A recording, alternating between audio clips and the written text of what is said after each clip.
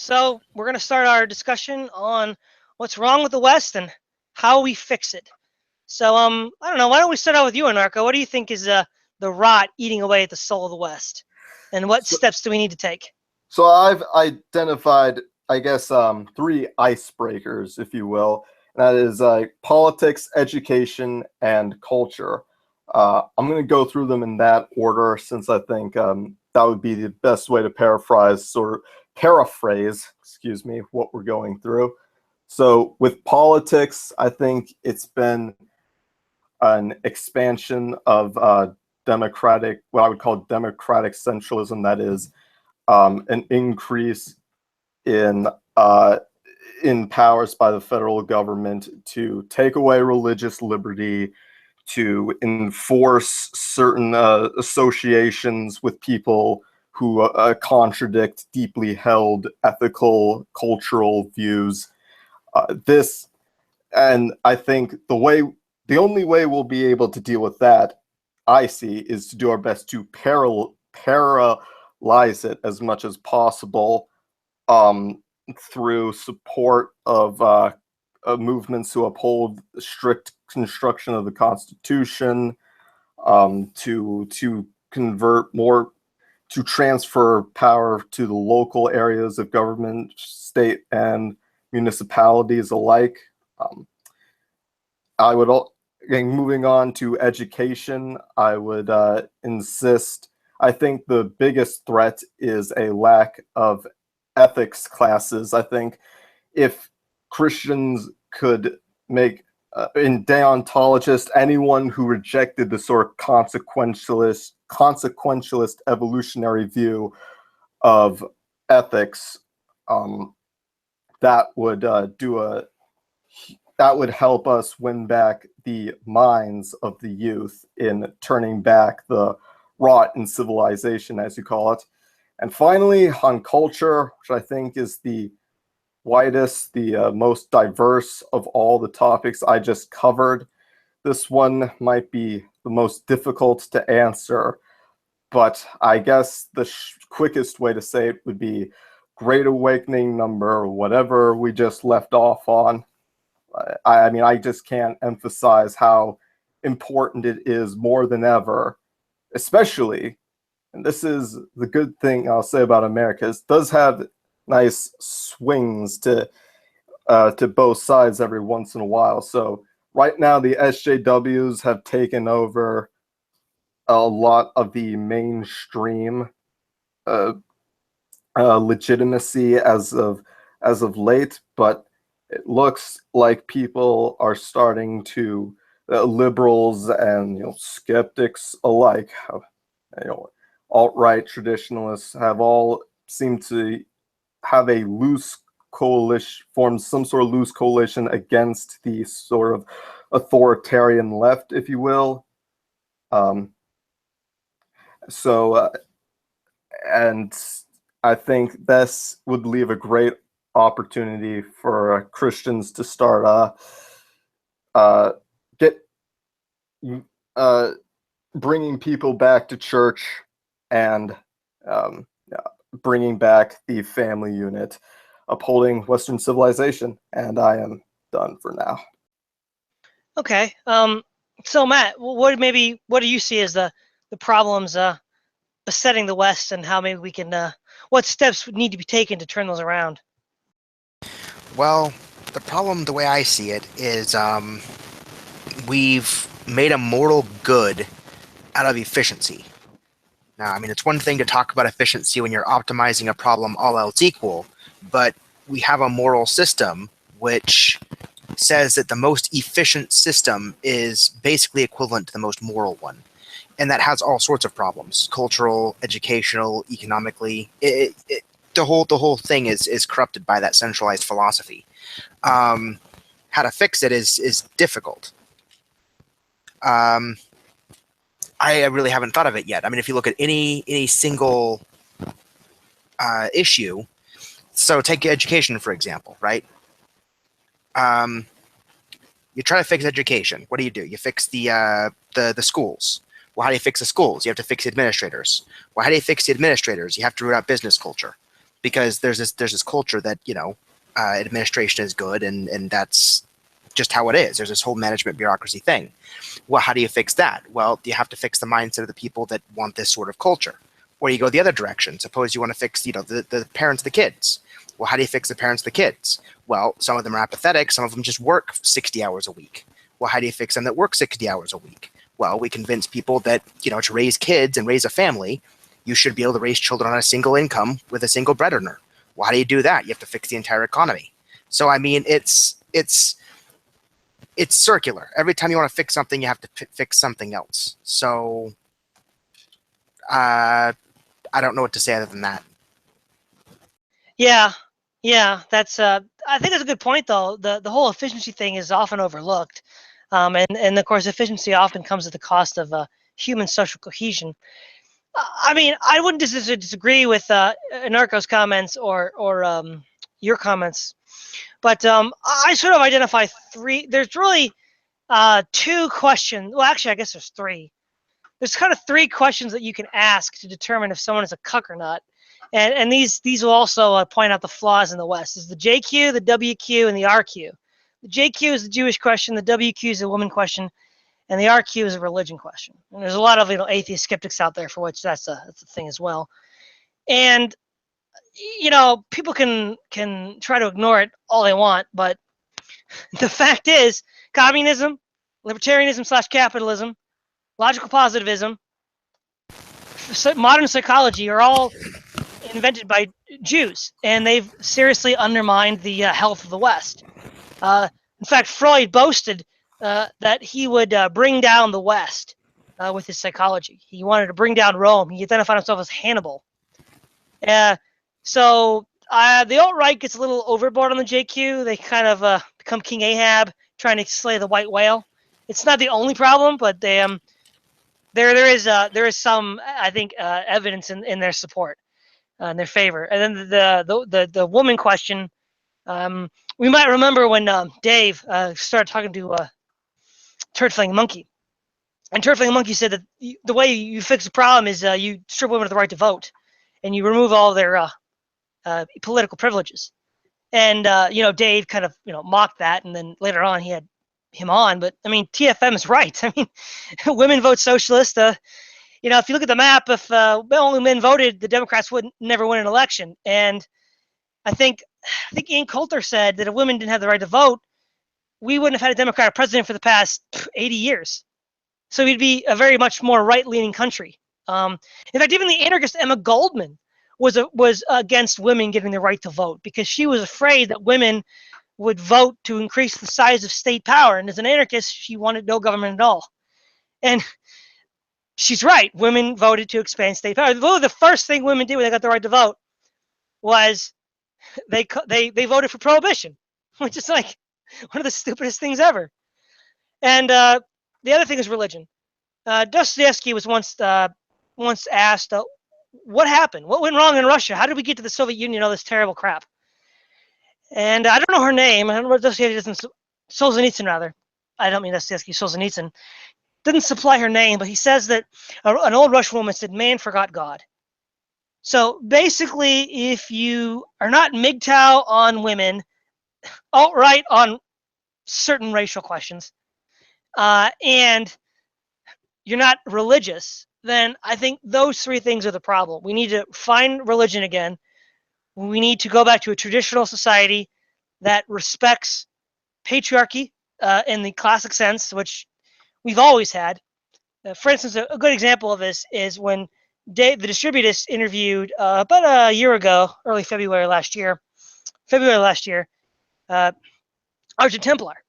And Argent Templar said, "Well, how many matriarchal societies do you know that actually work?" And he's like, "Well, some." And he's like, "Yeah, but are they advanced civilized nations?" And he's like, well, no. And I'm like, "Yeah, exactly." And then he goes on to tell Dave, "Well, then why would you infuse something that doesn't work into patriarchy that does? You're just gonna spoil it and break it down." And Dave didn't have an answer then, and he doesn't have an answer now. And I think the case made by his opponent was really good, and there's really no answer to that on the sort of like liberal fake conservative side of things. And those aren't the only problems besetting us, but I think those are the three sort of bellwethers that we can point to. Did you have a point you wanted to make in Narco? I mean, yeah, I would agree with a lot of what you've said. There's a lot of ground we can cover at once. So, I guess since I'm more of a politics guy, I think we should probably discuss some of the ideologies that have been able to gain ground as a result of some of those questions, let's say. Like, for instance, all of economics and are as I was saying, with education, and as Matt was just pointing out, a lot of our curriculum is taught very mechanically. Take economics, for instance. It's already worked consequentialism into the ethical treatises. All that matters is standard of living and how to get the cheapest products for the most amount of money. So basically, we've already determined that whenever we talk about policy, we've already agreed that all that matters is just either getting more GDP per capita or getting more vacations or just making things more equal or making things greater. It's basically putting material goals over all else, when if anything, economics should be more normative or more prescriptive than it should be positive or descriptive. Like, we've already determined that the only thing that matters with economics is getting the unemployment rate down, getting GDP per capita up, and reducing the poverty rate. And we shouldn't be surprised by this, because this is all we teach about economics in public schools, in high school, and then and even in college, across all private colleges. They teach this same neoliberal excuse me. Still there, Sorry. Narco? Yeah, I'm sorry about that. Yeah, as I was saying, they teach this neoliberal economic worldview along with this very Marxist SJW worldview, and we're surprised that all we can discuss in our public discourse, the only debate that seems to occur is libertarian free market capitalism and SJW progressivism, and nowhere in that is the traditionalist coming to say, so excuse me, can we please roll back the assumptions that have been made about what ultimate goal we are reaching for? Yeah. Anyways, I'll give Matt a chance to talk. Yeah, you got anything to say, Matt? No, I mean, that basically sums up my problem. I mean, getting to the issue of how to fix it's pretty difficult. I mean, I was talking more politically. Where do you start? Where do you start getting people to change? I mean, you could start with a political party. I mean, that's probably the best thing you should do. Really, is you have to start a political party. You have to target the people that are just as angry at both the Democrats and Republicans over the current state of affairs. And it's got to be a pretty grassroots thing. And you basically have to beat it over the head with, you can't just talk about this as policy versus policy. You have to look at the root of who's making the policy decisions, what do they believe, and are their beliefs bearing good fruit? And exactly, Anarcho, that's a good question. We don't know what the principles would be. But if you can have a central party that can at least have the conversation, that would be better than now, because both parties, in their own way, have the same assumptions. And they're very much two sides of the same coin, basically in the same conversation. So you have to start somewhere else, and you have to start the conversation over and basically have a bunch of people ready to flip the table over and completely rethink how we're doing the current politics. It's just not working. Yeah. One thing that I like to point out about the sort of current alternatives to the system. No, I mentioned the MGTOW and the alt-right, and while I think they get some things right, they get a lot of things wrong. For instance, the alt-right ignores the gender issue. The National Socialist Party, which a lot of these alt-right people, fawn over, believed in female suffrage and was socialist. those are left-wing views. This is not a right-wing movement at all. I mean, um, this is not right-wing at all. This is like far left. You know, anybody going back to 1850 and advocating universal suffrage, male suffrage, well, in the United States, male suffrage is already the case, but female suffrage would be considered a radical socialist, like an anarchist almost.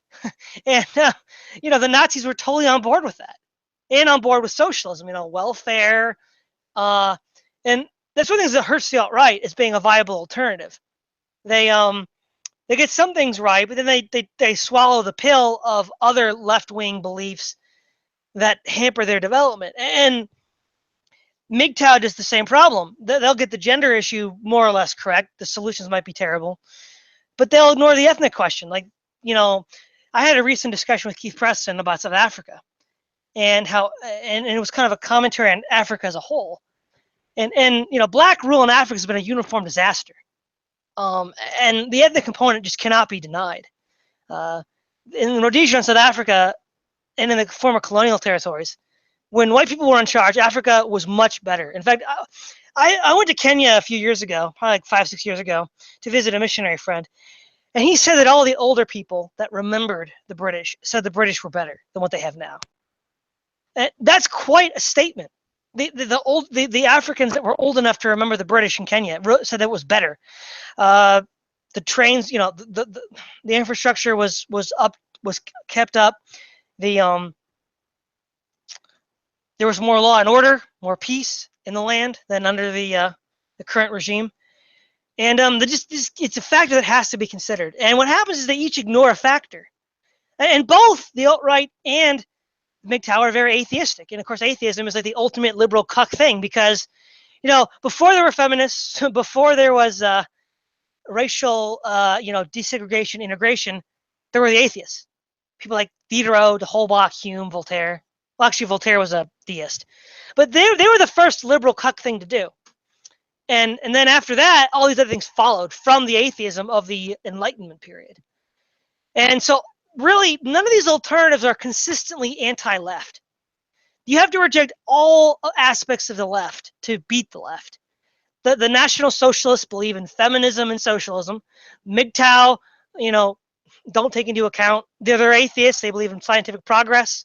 Well, actually, the alt-right and the MGTOW both believe in scientific progress, which, if 2 world wars haven't proved that's not actually a thing, I don't know what will, because poison gas and the atom bomb should have long ago disabused us of the delusion of scientific progress. But, and then another element, Anarcho brought up philosophy, the different ideas that lead to modernism.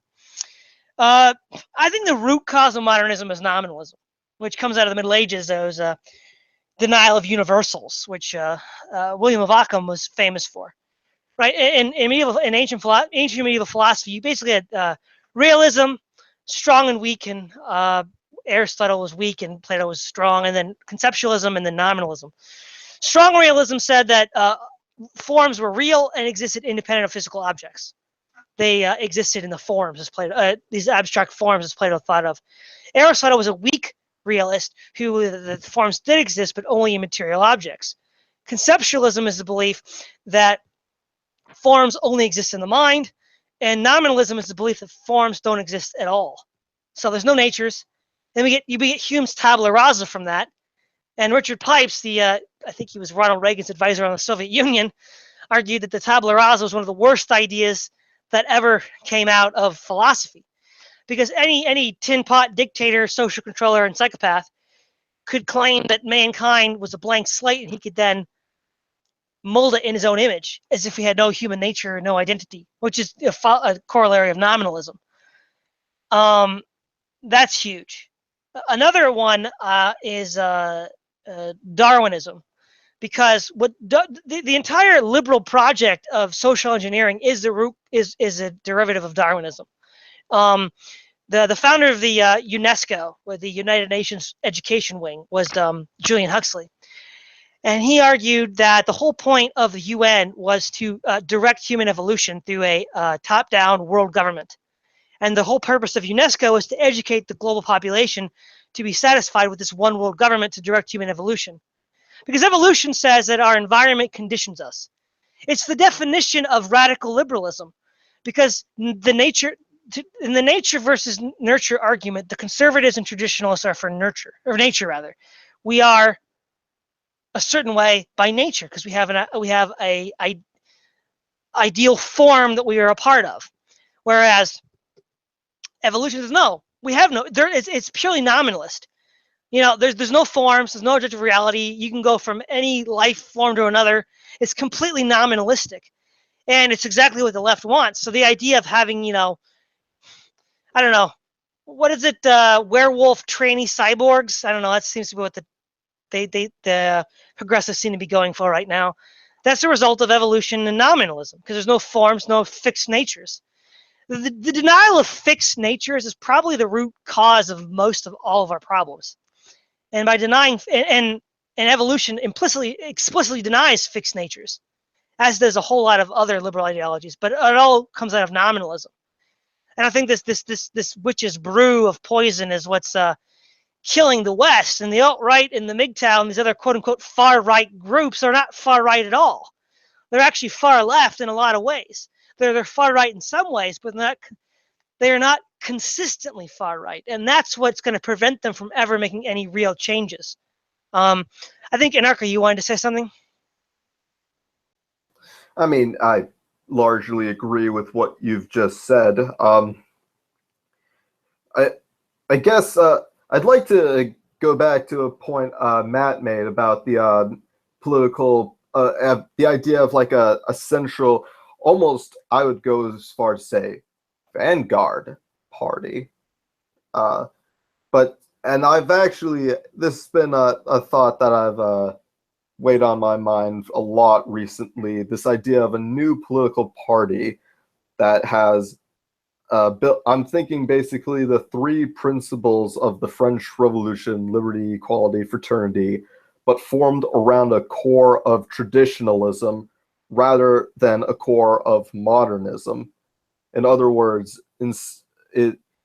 instead of one that holds progress and scientific standards as greatest goal, instead appeals to more godly religious standards, but among these standards come the freedom. Oh, sure, Todd, you wanted to interject? Yeah, we already have a counterpoint to liberty, equality, fraternity. It was the motto of the Vichy France. It was travail, famille, patrie, labor, family, fatherland. That was the traditionalist tripartite response to the French Revolution.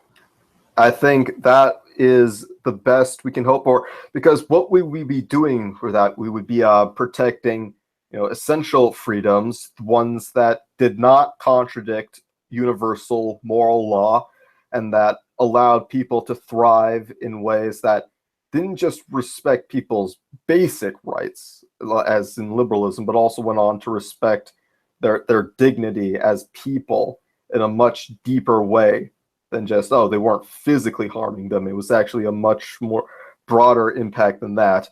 And instead of equality, it wasn't the assumption we were making was not that, we just need to make things equal, because that's a very envious interpretation of that goal. What we want is to make sure that the poorest among us have at least enough to go by, and to eventually make their way. Like we were arguing not to give everyone food, but to give everyone property in which they could make their food. We were the true advocates of the worker, the proletariat, because we wanted all of them to have, we were advocating for the redistribution of the means of production long before the socialists ever put pen to paper. And we had a much broader interpretation of a much better interpretation of the collective identity in the country. We understood what the relation of the individual to the state, and we would never have allowed the migrant crisis to become as bad as it's now become. So I think it's time. It's time for something like that to become a major force again. Todd, do you want to say something? Yeah, I think basically what needs to happen, how to make it happen, is another question entirely. But Julius Evola said, I'm paraphrasing it, I believe what was considered common sense by everybody before the French Revolution. Ultimately, what needs to happen to save the West is somehow a repeal of the French Revolution, Jacobinism, and the Enlightenment. All of these things are toxic, atheist, liberal, socialist values are destroying the West and are leaving it vulnerable to its enemies. A perfect example of this is in the book of Isaiah and in Aristotle's Politics. It's seen as a sign of a tyranny and repression that women have political authority.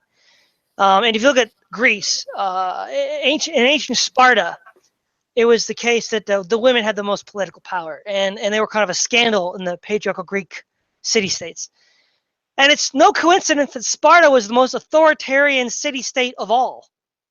And yet they had in fact, the very first country in the modern age to have a female political representative was Mustafa Kemal's Turkey, just on the heels of the Armenian and Greek genocide of Christians. And then after that were the Soviets. So it's like, it's always these authoritarian, far left, totalitarian regimes or ideologies that are advocating for universal female suffrage in the beginning. And then as the Overton window shifts, fake conservatives decide to take it up. And there's this correlation here between political freedom and women having political power. It's been identified, for over 3,000 years throughout the West and the East. And historical examples abound of the truth of the Aristotelian Isaiah model. Another problem is with oh shoot, I think I forgot what I was going to say. It's about the franchise, but I forget who was extended to. That was going to be the problem. But I think in general, extending the franchise to this is where Starship Troopers becomes very illustrative. The Heinlein argues the only people that should be allowed the franchise are those that are willing to sacrifice themselves for the greater good of the country, and i.e. that meant put their body on the line to get shot at. If you're not willing to do that, then you don't have the right to vote. Or if you can't do that, you don't have the right to vote. And I think Heinlein makes a good point. I would argue that Starship Troopers is probably one of the greatest works of political science in the 20th century, to be honest, even though it's a science fiction novel. I mean, he really does hit a lot of key things. I think ultimately we're living in essentially the Soviet Union. The system has to fail before things get better. Like in 1970 in Russia, like nobody could effectively change the system. It had to fail. Then after it failed, you could change it.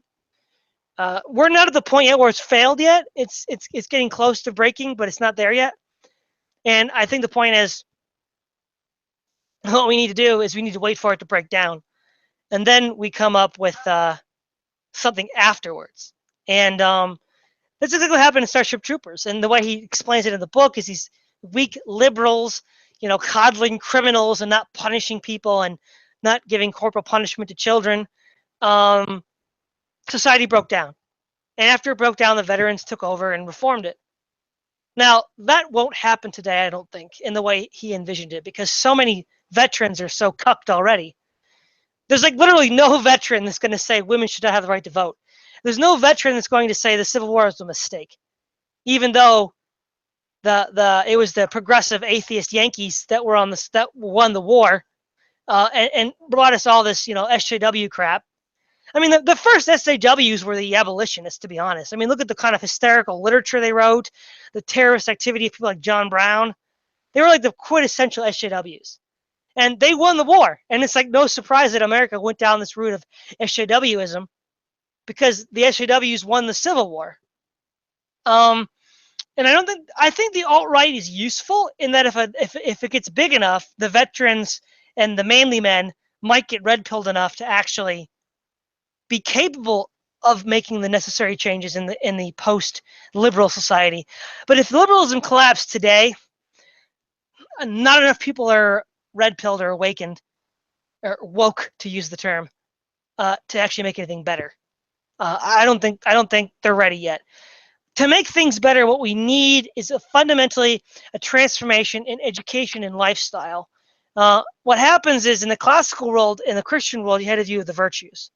There were the four classical virtues of justice, courage, temperance, and prudence, and the three theological virtues of faith, hope, and charity.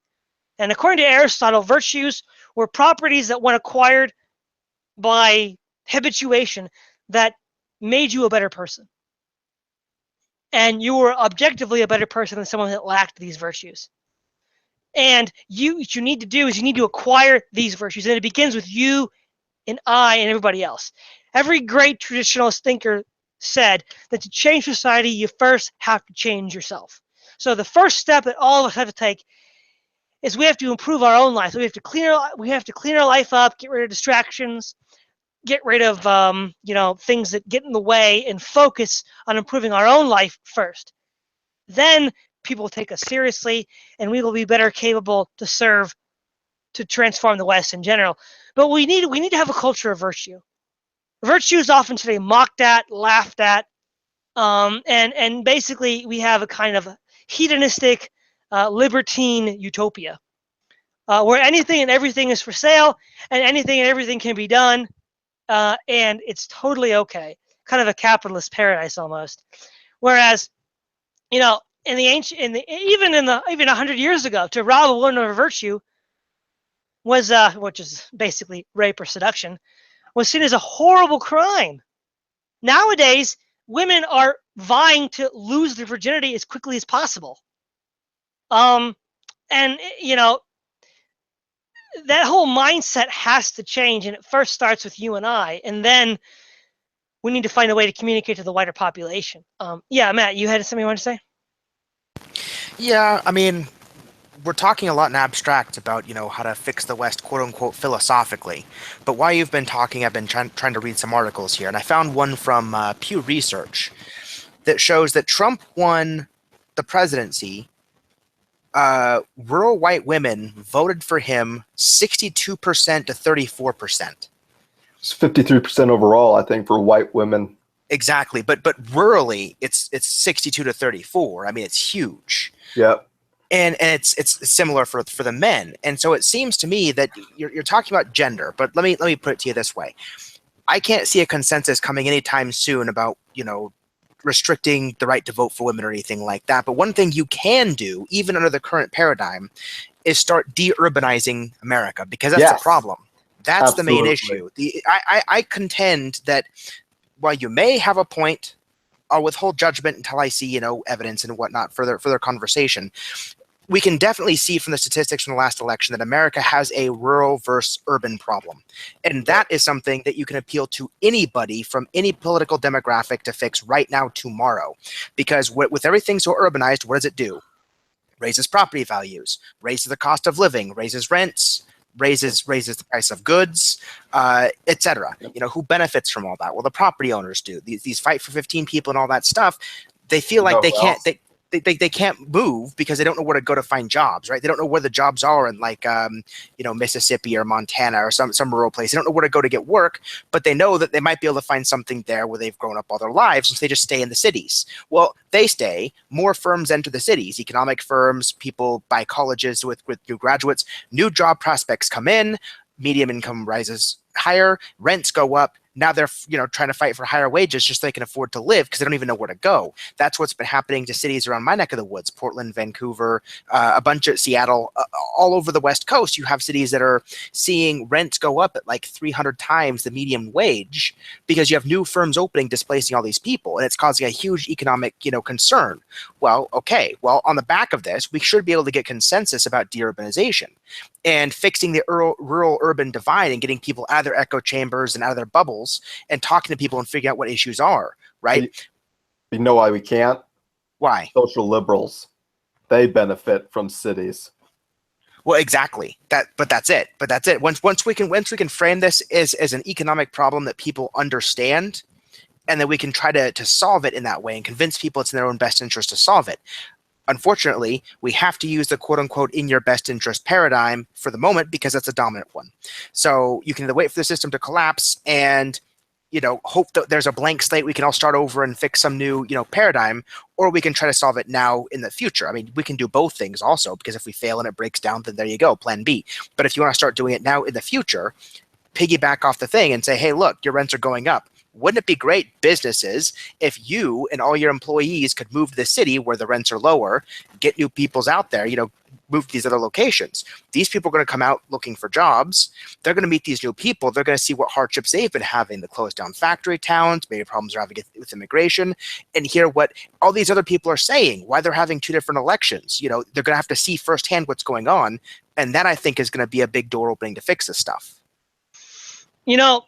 That's actually a good point, Matt. Now, I agree. At this point, there isn't the political will for the more extreme positions that I'm advocating.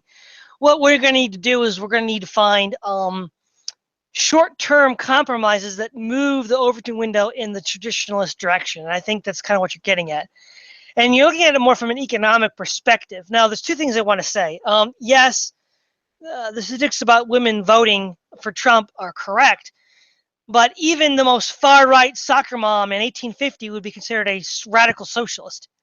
And that's because the Overton window has shifted so far that being right-wing is being a Jacobin. Even, you're just, an old school Jacobin, basically. That's still part of the problem.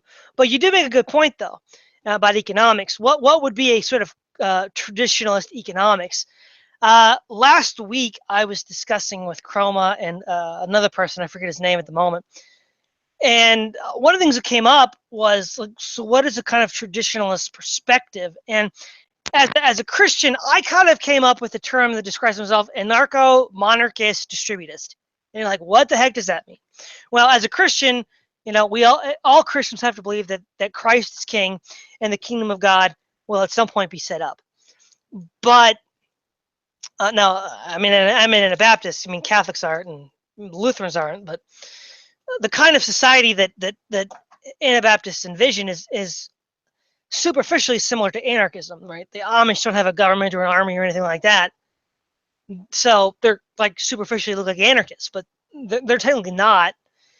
And distributism, the economic principle, that families should own property, that the economy should revolve around the interest needs of the family. I mean, actually, that's what economics is supposed to mean. Oikos nomos. Oikos means household, and nomos means law, household law. The economy was supposed to be about the household, and we somehow lost that. And I think, for your point of view, Matt, from economic incentive system, we need to have an economy that puts the family first. And not efficiency, not productivity, but the family. And once we do that, the actual living standards will improve for working class people, and they'll be more inclined to think and consider traditionalist perspectives. And this also is important because it avoids the dead end death trap of communism. Right, the dead end death trap of communism and socialism is not actually going to fix the problem. Because Oswald Spengler pointed out that capitalism and communism are the two sides of the same coin. They're actually very similar to one another. They both view the world in terms of economic reductionism. They both want to create a large class of individuals that are able to consume economic goods. The Marxists want it to be all for free. The capitalists want it to be at a price, but they want to have a large consuming class. And they just differ on how to get there. But both of them are two sides of the same coin. They're both atheistic. They're both deterministic. They're both economic determinists. And distributism, it's, a family-centered economy is very traditional and rejects both. And it can still offer economic growth and productivity, but it also has safeguards and guarantees for the working class without undue growth of state power. And I think you're right, exactly, Matt, is that the economic component has to be addressed. And socialism's failed, capitalism has failed to meet the needs of the working class people. And if the conservative traditionalists could have a family-centered economy and advocate for that, then I think we have a much better chance of bringing people that are fence sitters to a more red pill position. Do you have anything to say on that, Narco? I mean, no, I pretty much agree with what you've just stated. I think you agreed too, Matt. Is there anything you want to add to that? Yeah. I mean, yeah, you've basically restated my idea, all right. The other thing that we have to worry about, though, is what I bring up with you in conversations in private a lot, and that's this issue of how did this liberal paradigm become dominant in the first place? And that is, um, nations that put efficiency over everything in this way tend to produce more, become better, stronger military powers, and they tend to get global hegemony, and then their ideas necessarily spread through osmosis. So the problem is, suppose we change "quote unquote" the West to have these values. If we trade too much efficiency for this, as a consequence, if we give this up and say, you know what, we're gonna allow our families to thrive and develop, and we're not gonna pay people terrible wages to produce goods at a factory. Um, then what's going to happen, I'm afraid, is that other nations might retake up these models. There might be a threat. There might be another war, and in which case the West will lose it. You talked about losing the Civil War. Well, so suppose the next war happens, and suppose the new West that you want to create with these ideals is now like the Confederacy. As I recall, they didn't have a huge industrial base like the North did because their economic paradigms were way different, and so. And so what's to stop history from repeating itself in that same fashion is, I guess, my worry. Can any change we could come up with become sustainable given how opposed these models are to one another? That is a very good question, and I think I have an answer.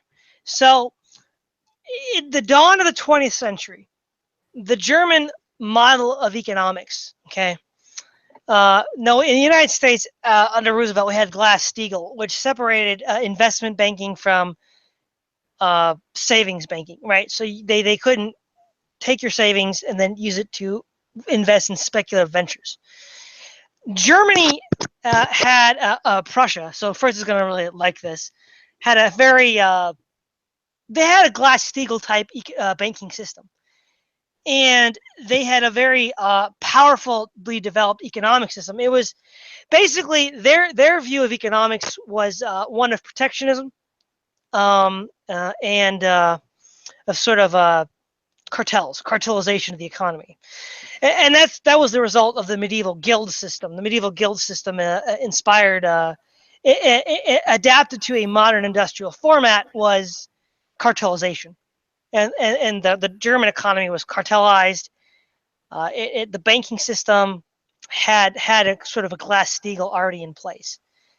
And that was a very effective economic model. Germany was spanking England all over the map with economic production, steel production. And you see, it's not just the production of raw materials, because the Soviets could do that too in the 70s, and it looked good on paper, but in fact, it was kind of subpar. The Germans not only were leading in industrial production vis-a-vis England, the leading economic free trade power at the time, they were world leaders in innovation. Now, you say, well, Germany lost 2 world wars. That's true. But the whole world attacked Germany. I mean, I don't think any nation could survive the whole world attacking you. The German economic model was a successful competitive model that was more in line with the traditionalist values of protecting the rights of the individual, the families, and making sure that families don't get screwed over. Their economy was more oriented towards that system. But it was destroyed in 2 world wars. And then the Germans of today are essentially, basically, it goes back to Spengler. Spengler says the German capitalists, he says, are embody the spirit of Michael. I think he means I don't know if he means Michael the Archangel. He calls it the Michael spirit, and he advocated what he called Prussian socialism.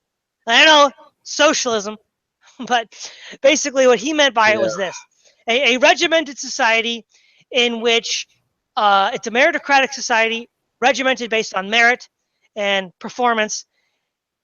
But you have it's like he Our basically education system. well, basically he said it was like a chess game.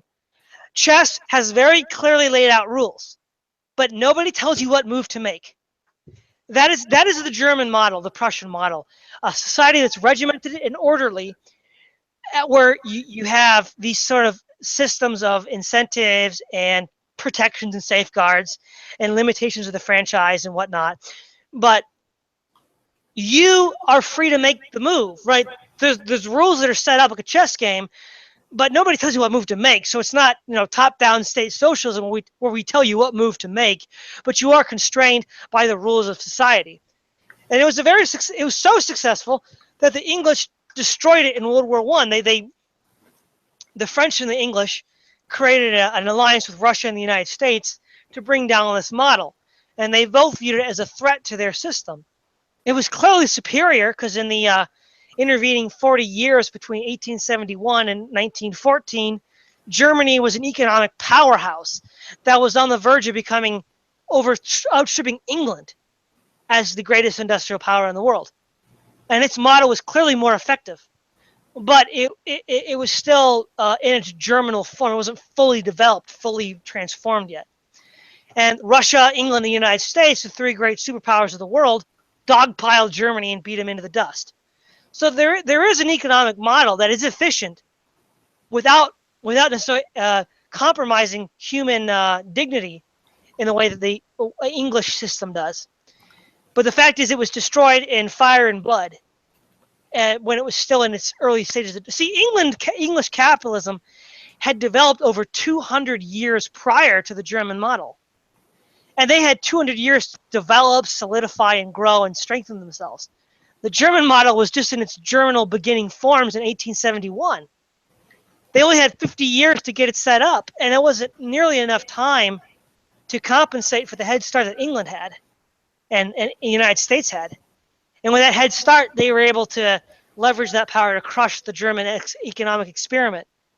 I think that if we could revive that, that would be an alternative. And the Germans were the benchmark of efficiency. I mean, nobody could be more efficient in their production than the Germans. But at the same time, they weren't, completely wildcat capitalists like the English or the Americans.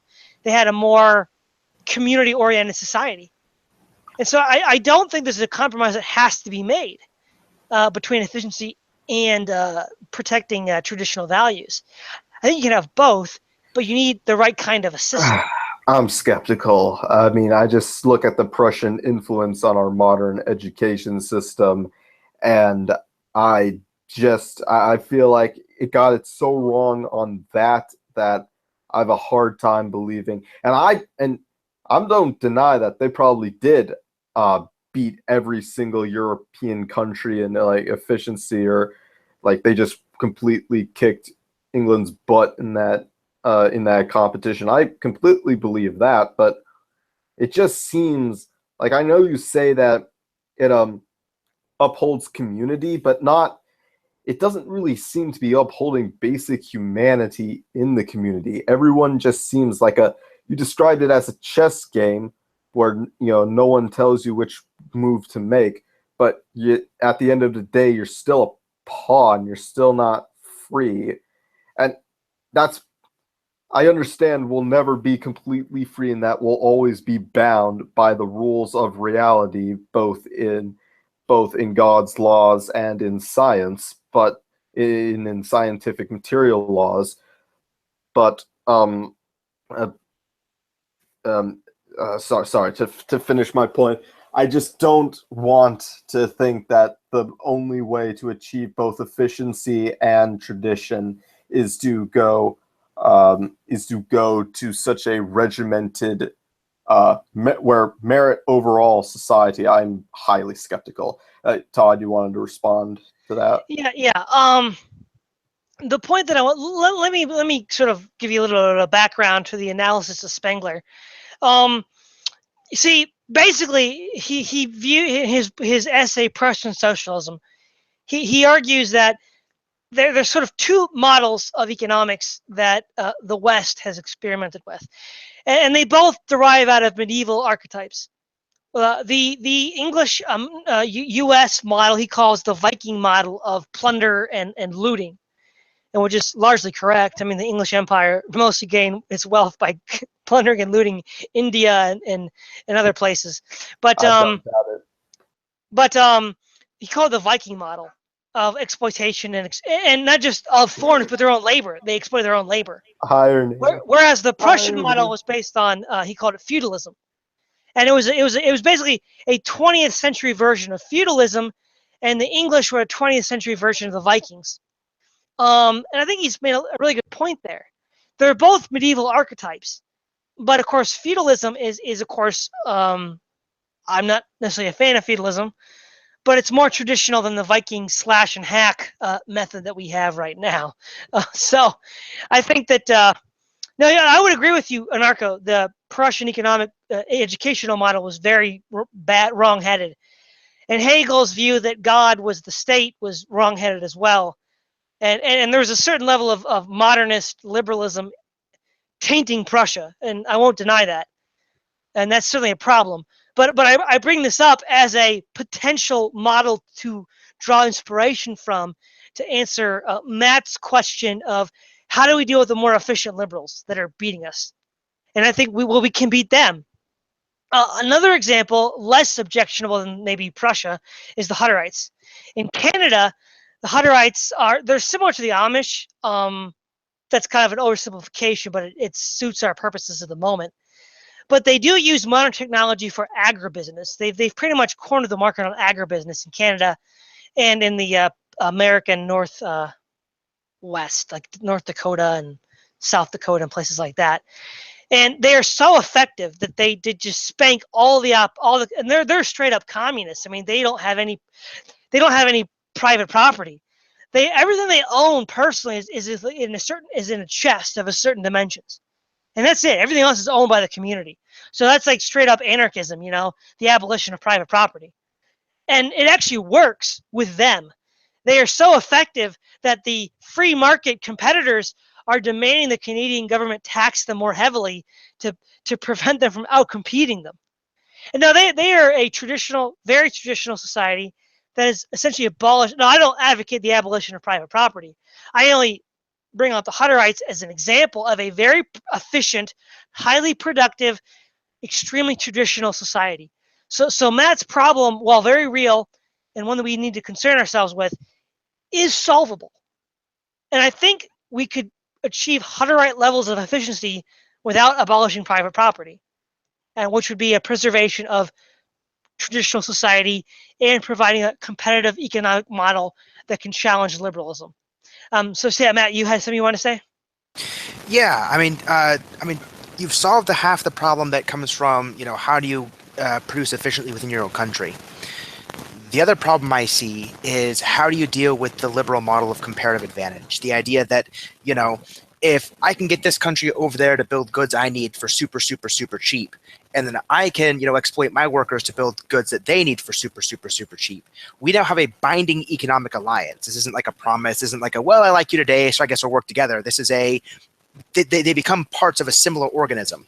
And so when you talk about, the world attacking Germany, say, well, I mean, if Germany considered a threat to any part of the global economic chain that was building itself, then the entire immune system of that economic organism, it fought back. So, I mean, aside from, alliances on paper, if we're going to build any economic model centered around protectionalism, how do we mimic the same sort of organization globally that the opposition would have against the New West? So basically what you're saying, that is, how in our beginning stage, how would we survive? That's always a problem. Any germinal movement is going to have some trouble setting up, and getting dogpiled is a very real problem. As we saw in the First and Second World Wars, or the Civil War, that if you're attacked, or confronted before you're ready, you're going to get into trouble.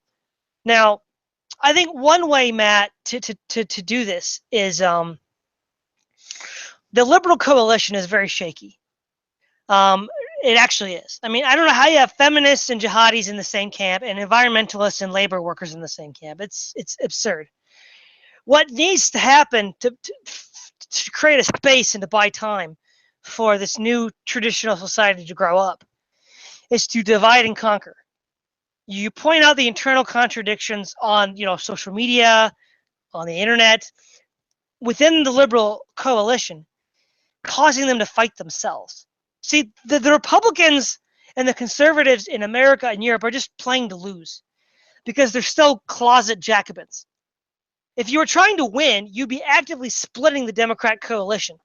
You would be pitting jihadis against feminists, labor against the environmentalists. You'd be pitting black social conservatives that are against the trannies and the homosexuals. But they're not doing it because they don't want to win. If you wanted to win, you do that, and you get them to fight each other. It's not that hard. It shouldn't be that hard at all. There's so many absurd contradictions in the liberal coalition that if only somebody had the brains and the money to point that out and aggravate the divisions, we could have a complete civil war in the Liberal Party. But no one's doing it yet, and that we need to do that to buy time for us to grow. Because when they're fighting each other, they're not fighting us.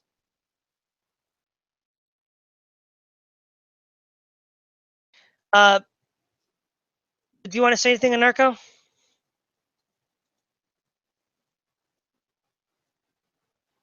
Sorry, I forgot to unmute myself. I was actually looking up rules for radicals to see if that was one of the rules. You mentioned divide and conquer. It sounds, I don't know. I understand the idea of pointing out contradictions. If for instance, if like you mentioned a good one with feminists and jihadis, the fact that those are two mutually exclusive ideologies is very important to point that out, so that way we don't have to, we should never have to deal with an opponent who can't even bring us a coherent vision for the future. I can respectfully disagree with someone who I believe is either has insufficient premises for what society should be founded on, or might have even certain wrong premises.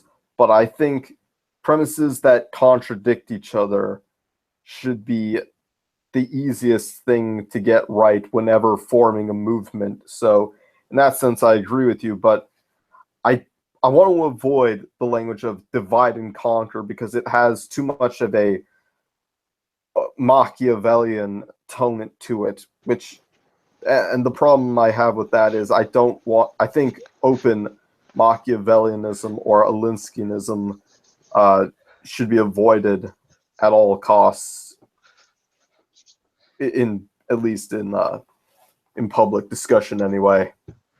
Well, I don't think that divide and conquer is really a left-wing thing. I mean, I never said it was. Yeah, Matt, you just mentioned Sun Tzu, which I think is true. A lot of this is it's just prudent tactics, because if the enemy is divided, it's prudent to point out those divisions and cause them to splinter and fragment, making them more manageable.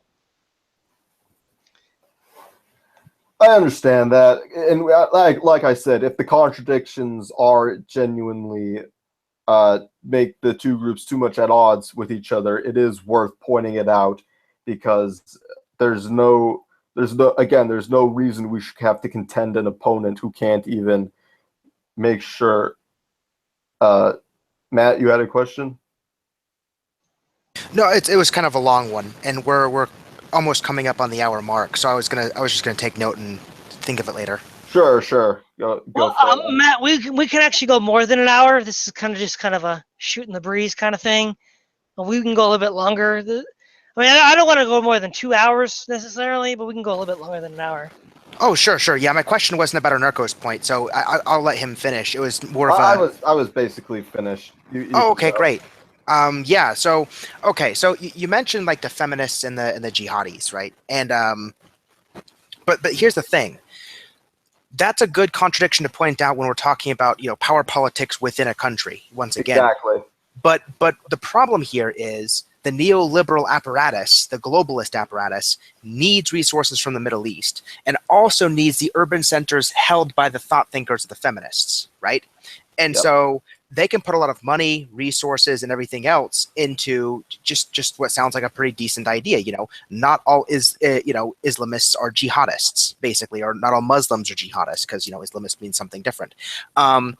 And so that'll always be the rallying cry. It's really hard to break that apart. And so long as there's an economic best interest held in holding that coalition, they'll do it. It's like if it's more efficient for them to put resources into holding the thing, but reaping the benefits for it, they'll do it. So I'm more talking about the international coalitions rather than the ideological ones, because that economic conduit of mutual interest, that's the pillar there that it's resting on.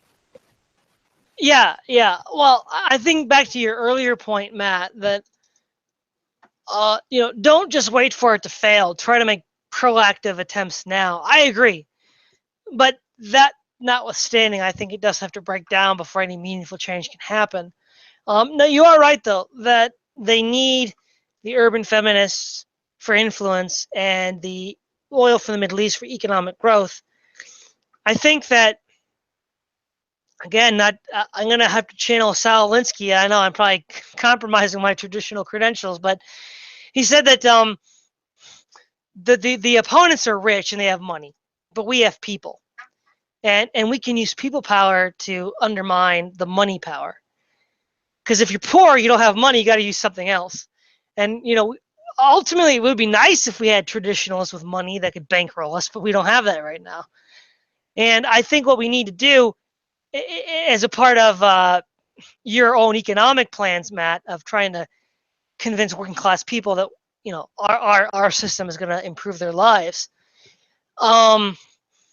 is to do this, is to rally people, working class people and middle class people, and to our side. And then once we've convinced them to use to use the people power to, for instance, one of the things that I think would be very interesting to try is if the people that in the United States that actually call themselves Christians, whether they are or not is another matter, but they call themselves Christians.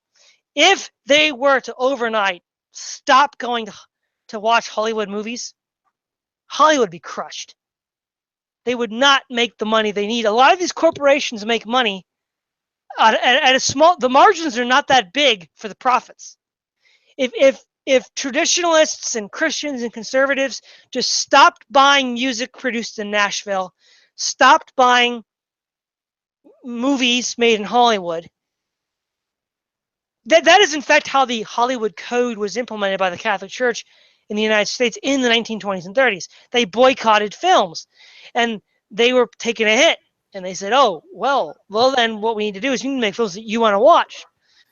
Well, the mistake that was made was they thought that they could tame Hollywood. They couldn't. What they should have done is if they wanted wholesome, uplifting films, they should have just boycotted Hollywood till it starved to death and then created independent Christian film, which they didn't do, and we paid the price because Hollywood didn't change. And in 1965, Hollywood broke the code, and the rest, as they say, is history. Yeah, at this point, there's no retaking Hollywood. We basically would just have to wipe it out. And the best way I can think of to do that through a policy would basically reform of intellectual property in regards to copyright. And we would basically wipe that out so Hollywood would no longer be able to make these major blockbusters anymore. That would make media more independent, and I think that would give Christians a chance to start making some of those more. What if we were to?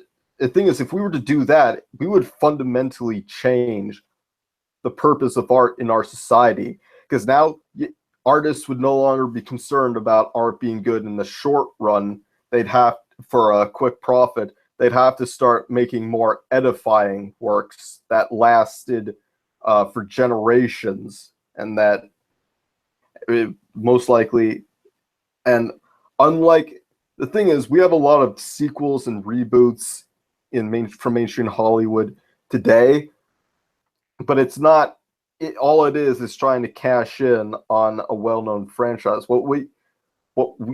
If we were to abolish copyright, we would. I feel like the traditionalist notion of art would return, because people, when they readapted long-standing works, it would be for the purpose of sort of continuing the saga or the legend.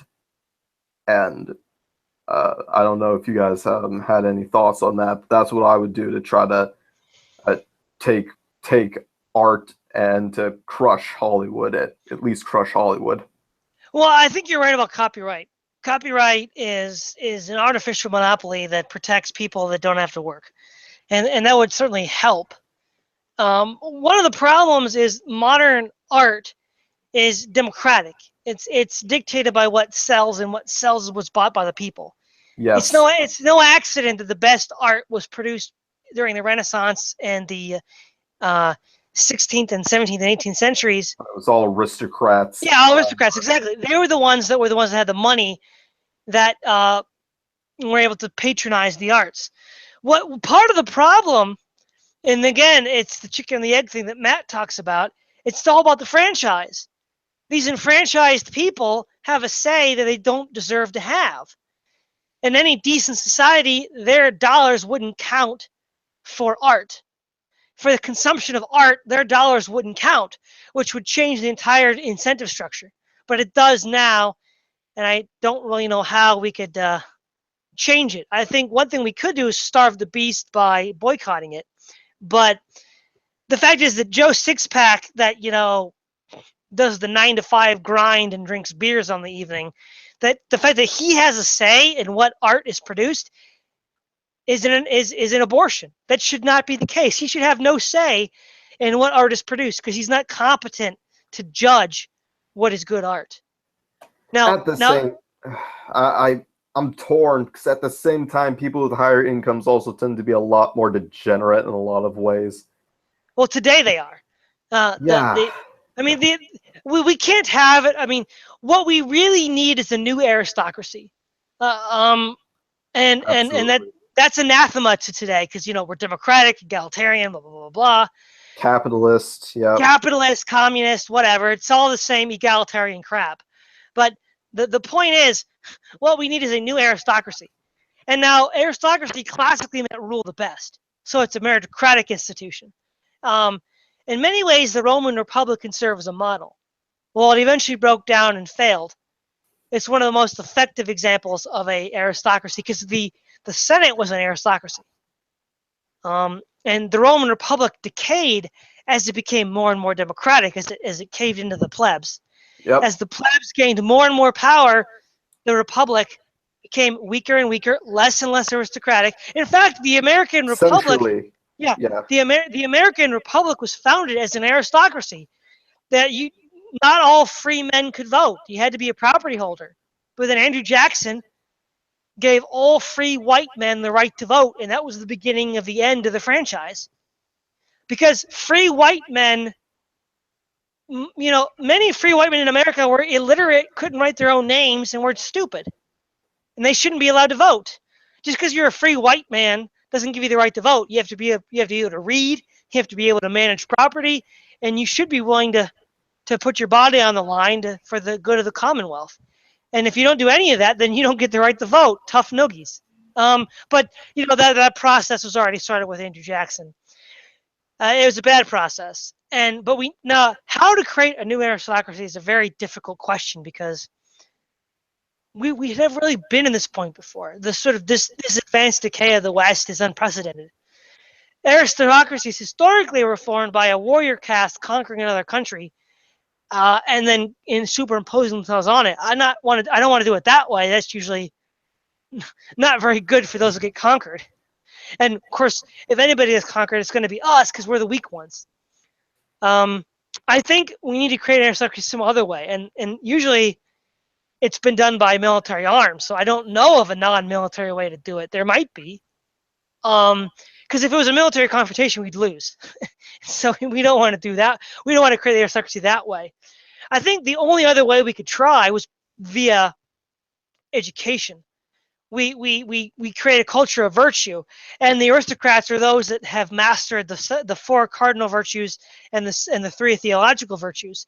And the aristocratic class, your position is assured by your mastery of the virtues. That would be a non-martial way, and much more, a lot easier to implement. But you need to get people okay with the idea of superior and inferior. See, this is a key distinction between traditionalism and Jacobinism and all of its perturbations. The great Southern Cassandra, I forget his name now. Can't believe it. It's on the tip of my tongue. But he, Robert Louis Dabney, that's it. He talked about Jacobinism and traditionalism. Traditionalism understands implicitly differences between class, differences between gender. Some people have rights and privileges other people don't have. And that's just the way the world works. Whereas Jacobinism is no, we're all equal. Every freeborn human being, well, we're all born free because there's no slaves in Jacobinism. We're all free, we're all equal, we all have the same rights, and that's it. That's absurd. Rousseau said we're all born free, but everywhere we're in chains. No, we're not born free. That's ludicrous. We have to have a paradigm shift in social thinking. For instance, we see this in America all the time, right? They'll say, "You're not better than me. Who are you to tell me what to do?" You could be a complete uneducated hick, and they'll still say this. No, I'm more educated than you. You should listen to me. But the attitude is the American attitude. De Tocqueville is when he wrote about America, mentioned the same thing. Deference to your superiors was completely overthrown in the American system long before the French. And this toxic disrespect for authority, that we're all equal, that a guy that never read a book in his life thinks he knows something about politics, is ludicrous. And this has to be changed. And I think from our position of weakness, it can only occur at this stage through education. That we should seek ultimately other more effective means, but at the moment, that's all we have due to our weakness. Matt, did you want to say something? Yeah, it was close to the beginning of your point, actually. When you're talking about Hollywood and Joe Sixpack, dictating films and all that stuff, something interesting I've been noticing, not in the movie industry, but in other ones, is look at something like video games, right? Hollywood has to figure out what the video game industry is doing and start mimicking that, because you have the big blockbuster releases that are getting scorned more and more and more as people just are getting tired of the crap. But you have some real gems being made on third-party sites. So like Kickstarter and fund backers and stuff like that. So you talk about, aristocracy and people of virtue. Well, there's an economic phenomenon that happens where once you have a large web of small studios producing good, solid works, kind of like, guilds back in the day, the shops versus the guilds, what happens is people will gravitate toward the things they like, the things they really care about. They'll follow those studios and they'll back the ones that they feel are really doing their works justice. So consider stuff like Diablo 3 versus like Grim Dawn for like two video game examples. Diablo 3 has very, very simple stats, streamlined combat, everything's pretty simple. There's almost no planning, right? So a lot of the RPG people like hated it. And so they looked around and they looked at all the third-party games that were being backed. They saw Grim Dawn. They said, hey, look, I got stats, I got character planning, I got skill trees, I can make my own builds, I'm not completely gear dependent, I can make choices, make mistakes, do all these cool things. They said, let's back this game.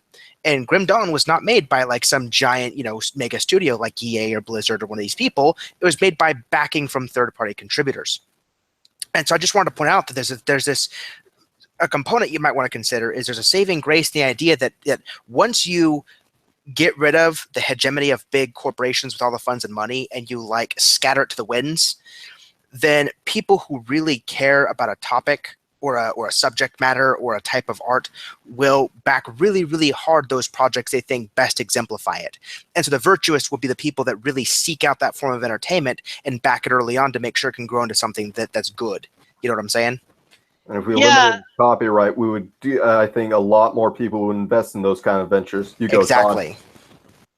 one of the things, Matt, is you remind me. There was a book that I read. It was a fictional work by he called the American conservative movement isn't conservative. So when I say conservative, I mean it very loosely in the American context. But Kurt Schlichter is an American conservative, and he wrote a book called Conservative Insurgency. It was a fictional account. It was a fictional oral history of the conservatives winning the culture war. And he made two very good points that academia and the entertainment industry could be circumvented by computers, the internet, and private entrepreneurship. And basically, he explains in this fictional account that the conservatives win the culture war by bypassing the academy and the gatekeepers, and by bypassing the official media institutions and doing it grassroots on their own on the internet. And I think that's kind of what you're getting at, Matt. And that is one of the advantages that we have in this new digital age that could help us. But we need to have a culture that's ready to take advantage of it.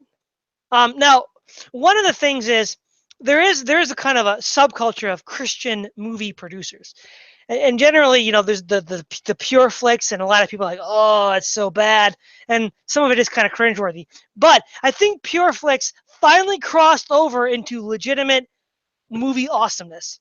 They made a movie. I haven't seen it yet, but it looks really good. It's called The Case for Christ, based on the life of Lee Strobel and his book, The Case for Christ. See, Lee Strobel was an atheist and a journalist, and he basically investigated. His wife became a Christian, and he wanted to debunk Christianity. And so what he did was he used his journalistic skills to investigate the evidence for Christ, and he later came to the conclusion that Christ is the Son of God and raised from the dead.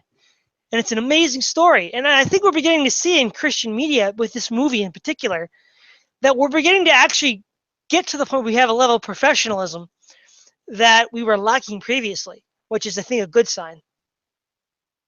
Do you have anything to add about that, Anarcho? No. Matt, you have anything? No, I'm good. So yeah, I think that's a very good point, man. I'm glad you brought that up. But I think maybe Anarcho, I guess I have one question then. If you don't want Todd, if you want there to be more of an aristocracy, like, I kind of hear what you're saying. I have similar ideas.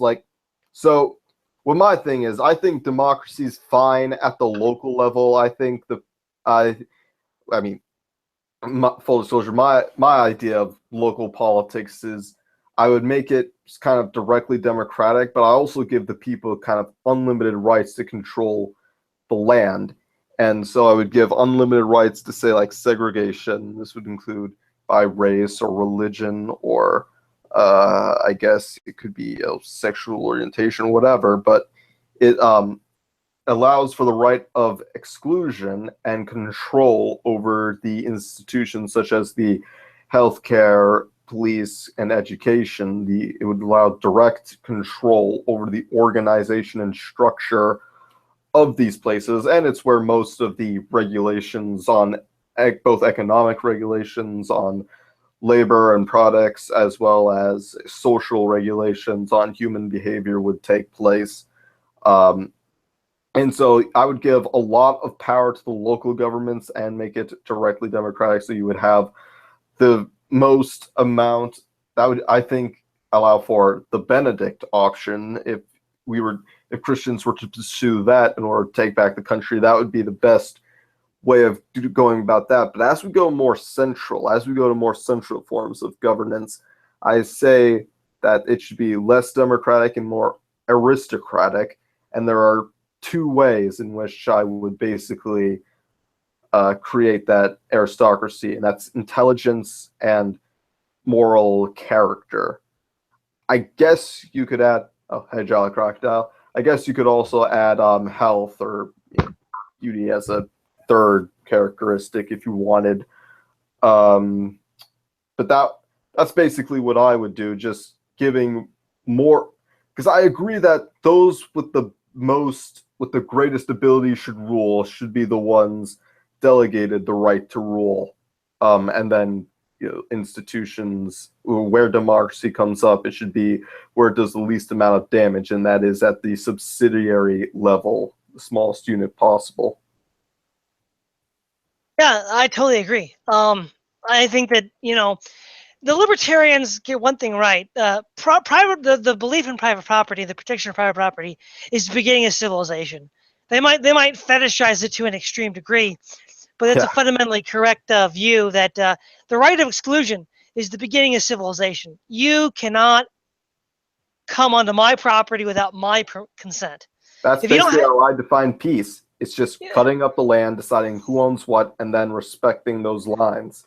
Well, it's like what they said, right? The old saying, good fences make strong fences make for good neighbors, something like that.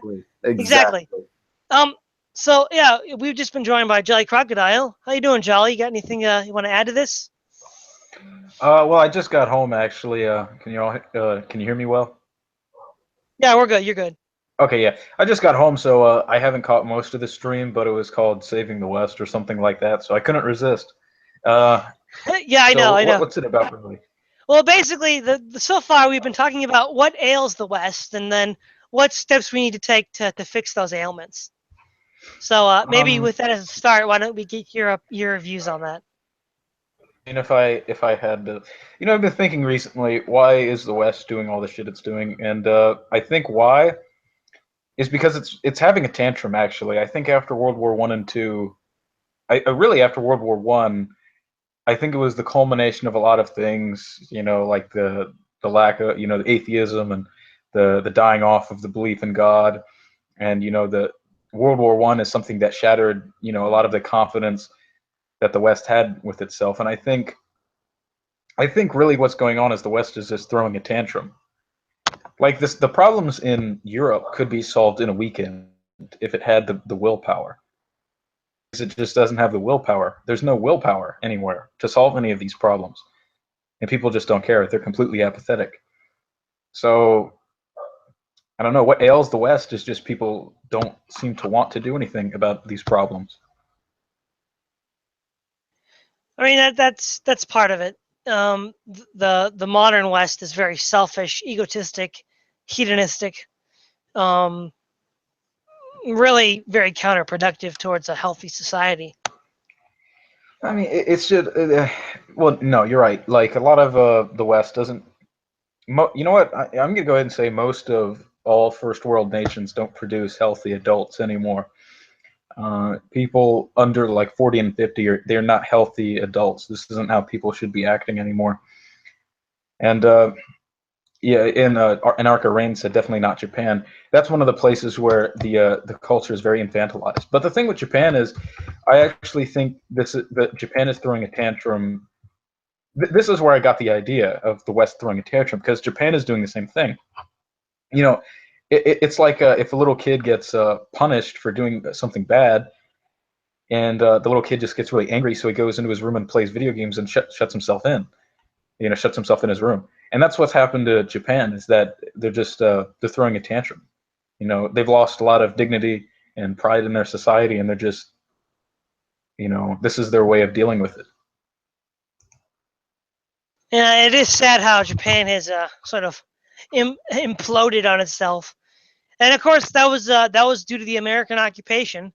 Japanese culture was still thriving in the 40s, 20s. Well, the 20s was kind of sick under Western influence, but the militarist revival in Japan was probably a healthy thing. I mean, there were certainly excesses and problems with the militarists, but the Western culture they were rebelling against was very toxic. It was the Weimar culture that Hitler rebelled against, the degenerate culture of hedonism that ineffectually in the United States the religious right revolted against in the 60s and 70s and 80s. We're all fighting against the same opponent, and we've all been losing.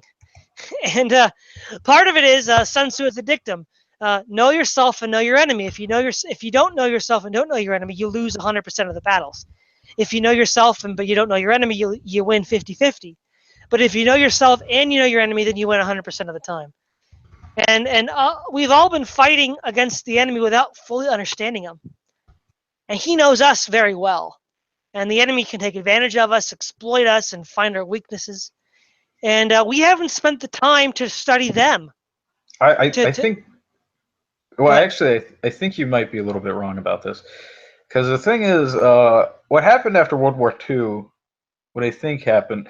What happened after World War One is that the right, the right wing or whatever you want to call it, um, had a reaction against the modern world. I think World War One was a catalyst for a reaction. It was where do we want to go? Are we going to course correct from the Enlightenment values that have been in the West?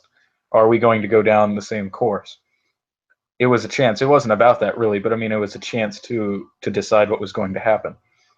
And Germany reacted against it. I mean, a lot of places. The fascism was a reaction against basically, the liberalism and communism and the Enlightenment ideas and stuff like that. Well, what ended up happening is, of course, the right wing lost World War II, and ever since then, I guess I'd call it the social right has been dead. The right wing has, by and large, not been social. They've not dealt with social issues, or they haven't done it strongly. And I think the alt right is something that's it's the far right or whatever, the true right. It's getting back into social issues. Yeah, you can interject. Todd. Yeah, I would say I would hesitate on World War II and saying the right wing lost. I would say in Japan, you're right. But the Nazis were not right wing. I mean, they were feminists. They believed in female suffrage. They were socialists. They believed in minimum wage laws and socialism and welfare statism. In a lot of ways, the Nazis are far left. And a lot of the alt right is still far left because of their neo-Nazi fetish. It's like Julius Evola said, I'm more far right than the Nazis, because he was. Evola wasn't a socialist, he wasn't a feminist. And I think that's part of the problem. Even now, Germany in 1914 was far right. Women couldn't vote. They weren't socialists in the sense of that we think of it now. Actually, the Kaiser's Germany is more far right than the Nazis. And, it seems kind of weird to say that, but it's true. And I think there really wasn't a right-wing force in World War II. They were all various versions of liberalism. C.S. Lewis wrote in The Abolition of Man that democracies, fascism, and communism are all ending towards the same extinction of human nature. Well, And they he was all, right. yeah, they And all he's right. reject universal moral law. I mean, Mussolini himself said all ideologies were just, their truth was all subjective, and thus they were all interchangeable, and thus you could just take whatever you want from any ideology and cobble together some Frankenstein creation of an ideology. Exactly. We don't. The right died in World War One with the fall of Tsarist Russia, Imperial Germany, and the Austro-Hungarian Empire. When Well, I they were guess when they were destroyed, the right died, and there's never been any true right since then. Well, I guess you can say that if you're in support of like monarchy and stuff like that. And yes, in a way, it is one of the more traditional like ways you can run a society. But the thing is, it just doesn't work. I guess like it's not that it just doesn't work, but the thing is, forever, even if monarchies or whatever are aristocracies are better than liberalism and democratic societies. The thing is, they still fell to them. They still got overpowered by them. And I'm not sure if I don't believe in the Hegelian dialect thing where new ideas rise and overtake the weaker ones or something like that. But the thing is, the democracy still ended up.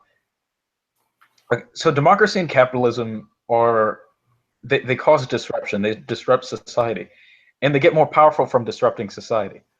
So the thing is, it's kind of like a feedback loop where democracy and capitalism gets more powerful the more disruption it causes. And in a way, it was always going to happen. Like there was nothing these aristocracies could have done, I don't think, to stop their societies from becoming democracies or our capitalist societies. It was kind of always going to happen. I think it was a bit inevitable. The thing is, I think fascism is the best attempt to create a modern maybe not a reaction. I mean, reaction is more like fascism was more like a reaction against communism, but it was kind of an attempt to not go down that way. Maybe at a certain point you have to have these things. Maybe you have to have feminism and stuff to an extent in your society, because otherwise, it's like when the Japanese when the Western powers came to Japan and they completely reformed their society. They did so because they wanted to save some parts of their society, but they had to change a whole bunch of other parts. Otherwise, they were just going to be subjugated. And they successfully made that change. They successfully, I don't know what you call it, modernized. That's it. But China went the opposite way, and they tried to resist it, and they had a pretty bad time. But anyways, Yeah. I don't really know. I mean, I've been thinking, is there like another ideology that can happen? Fascism doesn't seem to be possible anymore. I'm actually at a dead end. I don't know what the West can do. This is called saving the West. I don't know what we can do to save the West. In fact, I'm thinking more and more that it might be impossible to save the West, because I don't see anyone like actually trying. There's no leaders that are doing anything. We don't have like the most people that think like us, the people that have our ideas and values. They're just making podcasts on the internet and like having fun.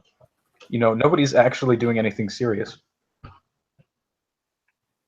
Yeah, Anarcho, you had a point. Well, yeah, I guess my question, it's twofold. First of all, like, what is the West to you? Because that's going to, depending on how you answer, that might lead me to ask another question. That's the Jolly Croc. Uh,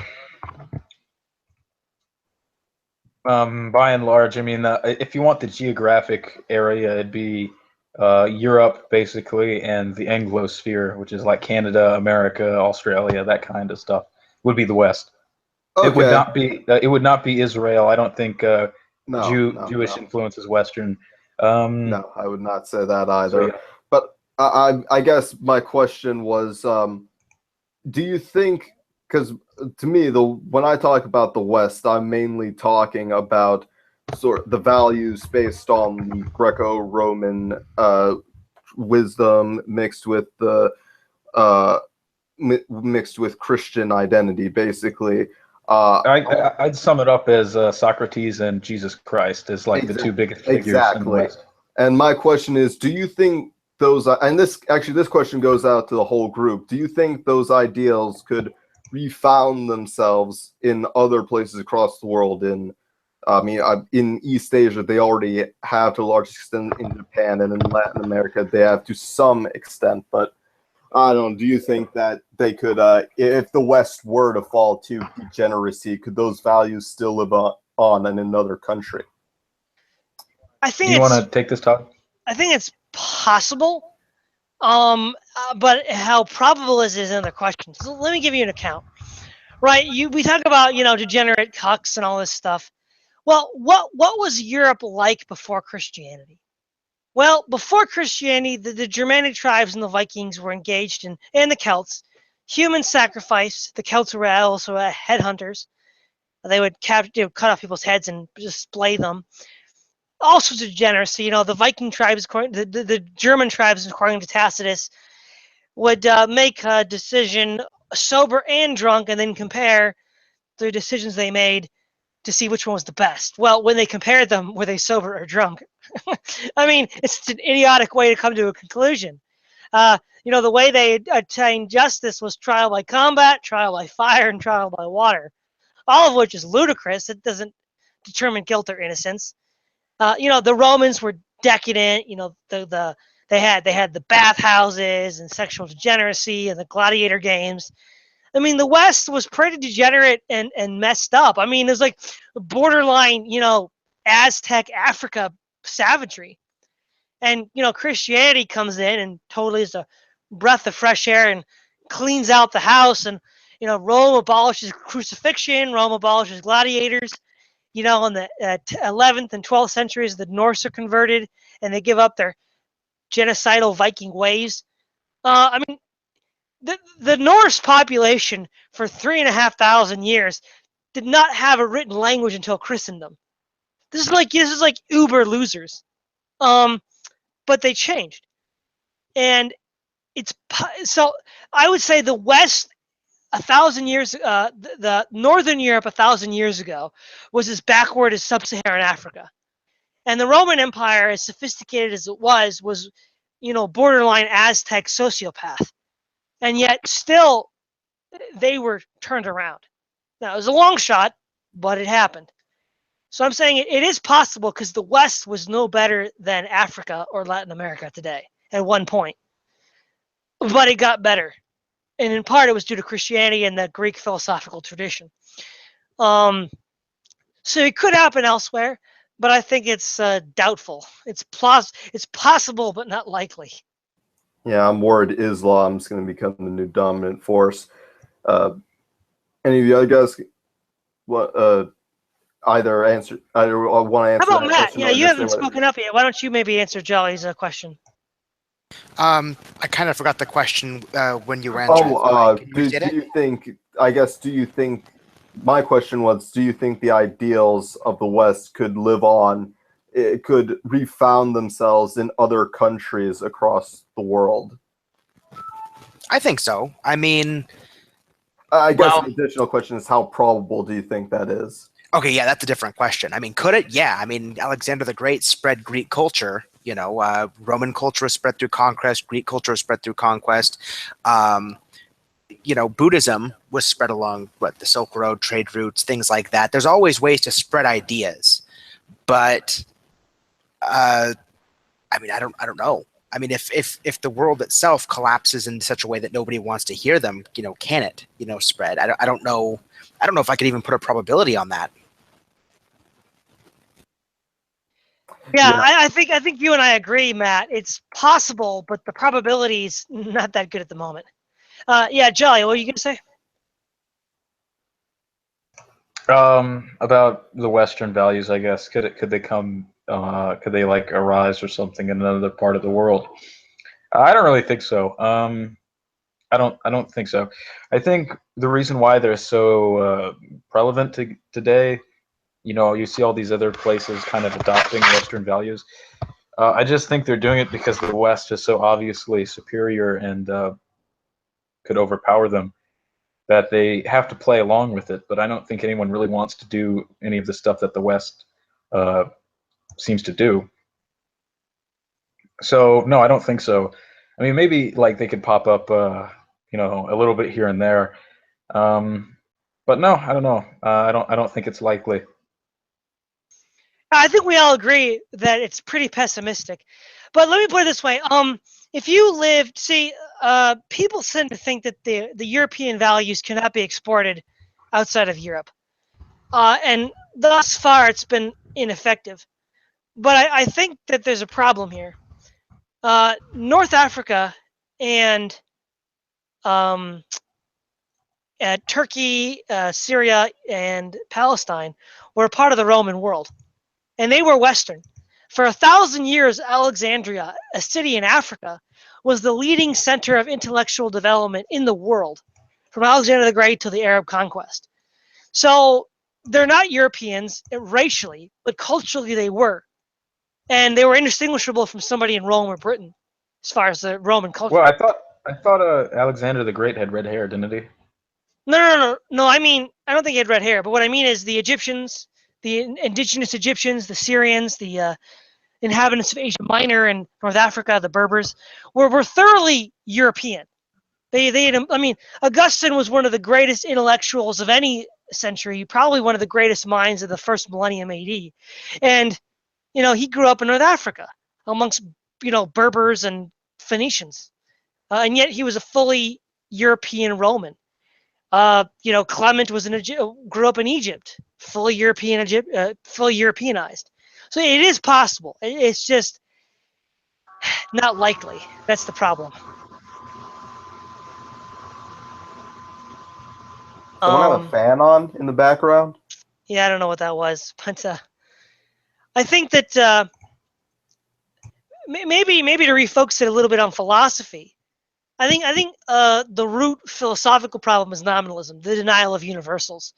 By denying universals, you kind of just pull out the rug from underneath traditionalism. And as long as people don't believe in universals, it's going to be very hard to convince them of traditional values. And now the arguments in favor of nominalism are pretty bad. But it's also the case that most people are too unsophisticated to understand the arguments for philosophical metaphysical positions anyhow. And so they just don't even care. And that's a huge problem. But we need to kill the dragon of nominalism. Nominalism is this poison that gives us tabula rasa, that gives us Marxism, that gives us egalitarianism, and it all is a derivative of that.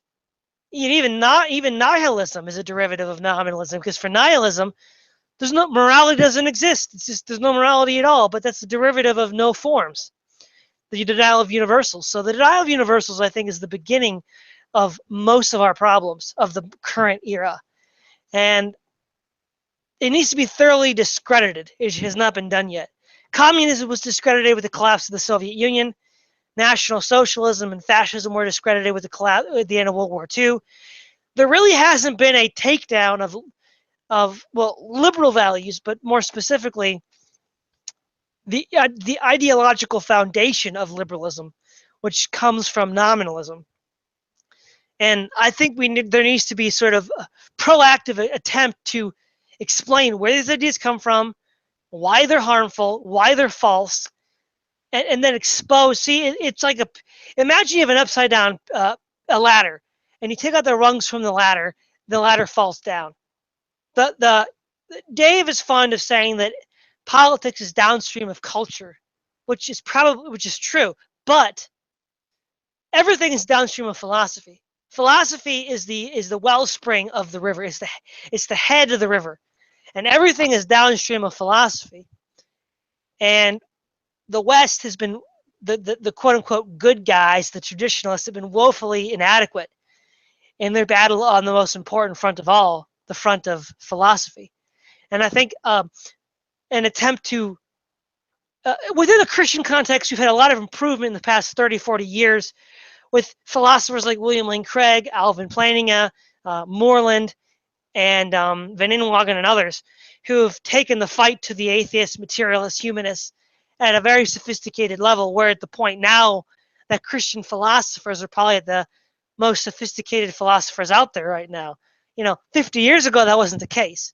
So that is one thing that's a little heartwarming in this dark period we're in. But why don't we start with you, Anarcha? What do you think about this refocusing on philosophy and dealing with those issues? Oh, absolutely. I mean, I would say, and not just any philosophy, but particularly ethics. That's the main branch of philosophy that we need to win, because if we don't establish, it's all well and good to talk about politics and culture and society at large, from in terms, and to play around with all these various social, economic, and political policies to achieve these consequences. But until we actually establish a system of ethics that tells us what consequences are, first of all, what actions can be achieved and what consequences are worth achieving, then it's almost not even worth having a debate on any other issue.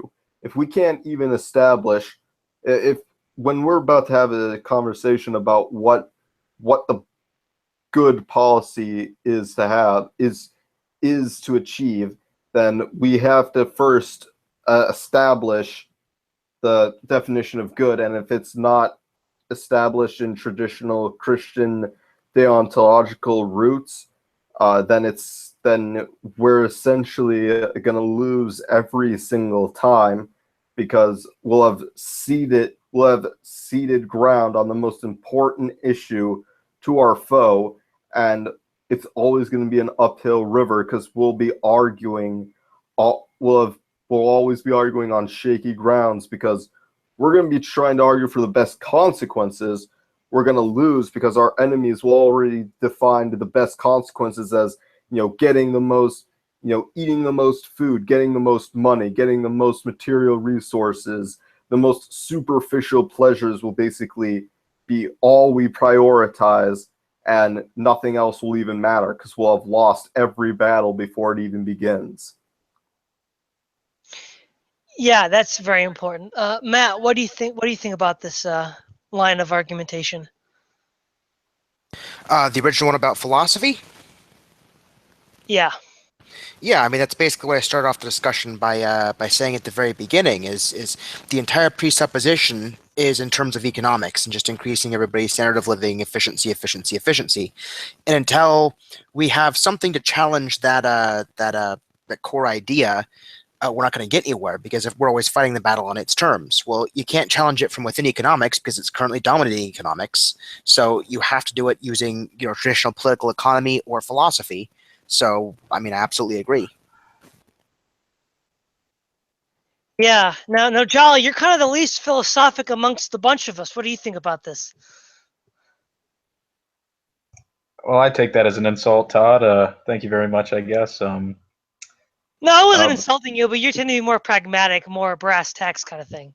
well, look, I'm only pragmatic because I don't think the issues are really philosophical anymore.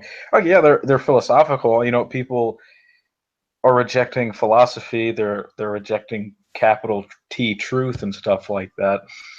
The thing is, like, I just don't know. I mean, I don't know if things can be helped. Like, I don't think there is a route to save the West because it just doesn't seem to be like there's any real effort or any real push towards it. The reason why there was a reaction in Germany and for Nazism is because things had gotten so bad so quickly. But it just seems like a very slow descent into just depravity in our society.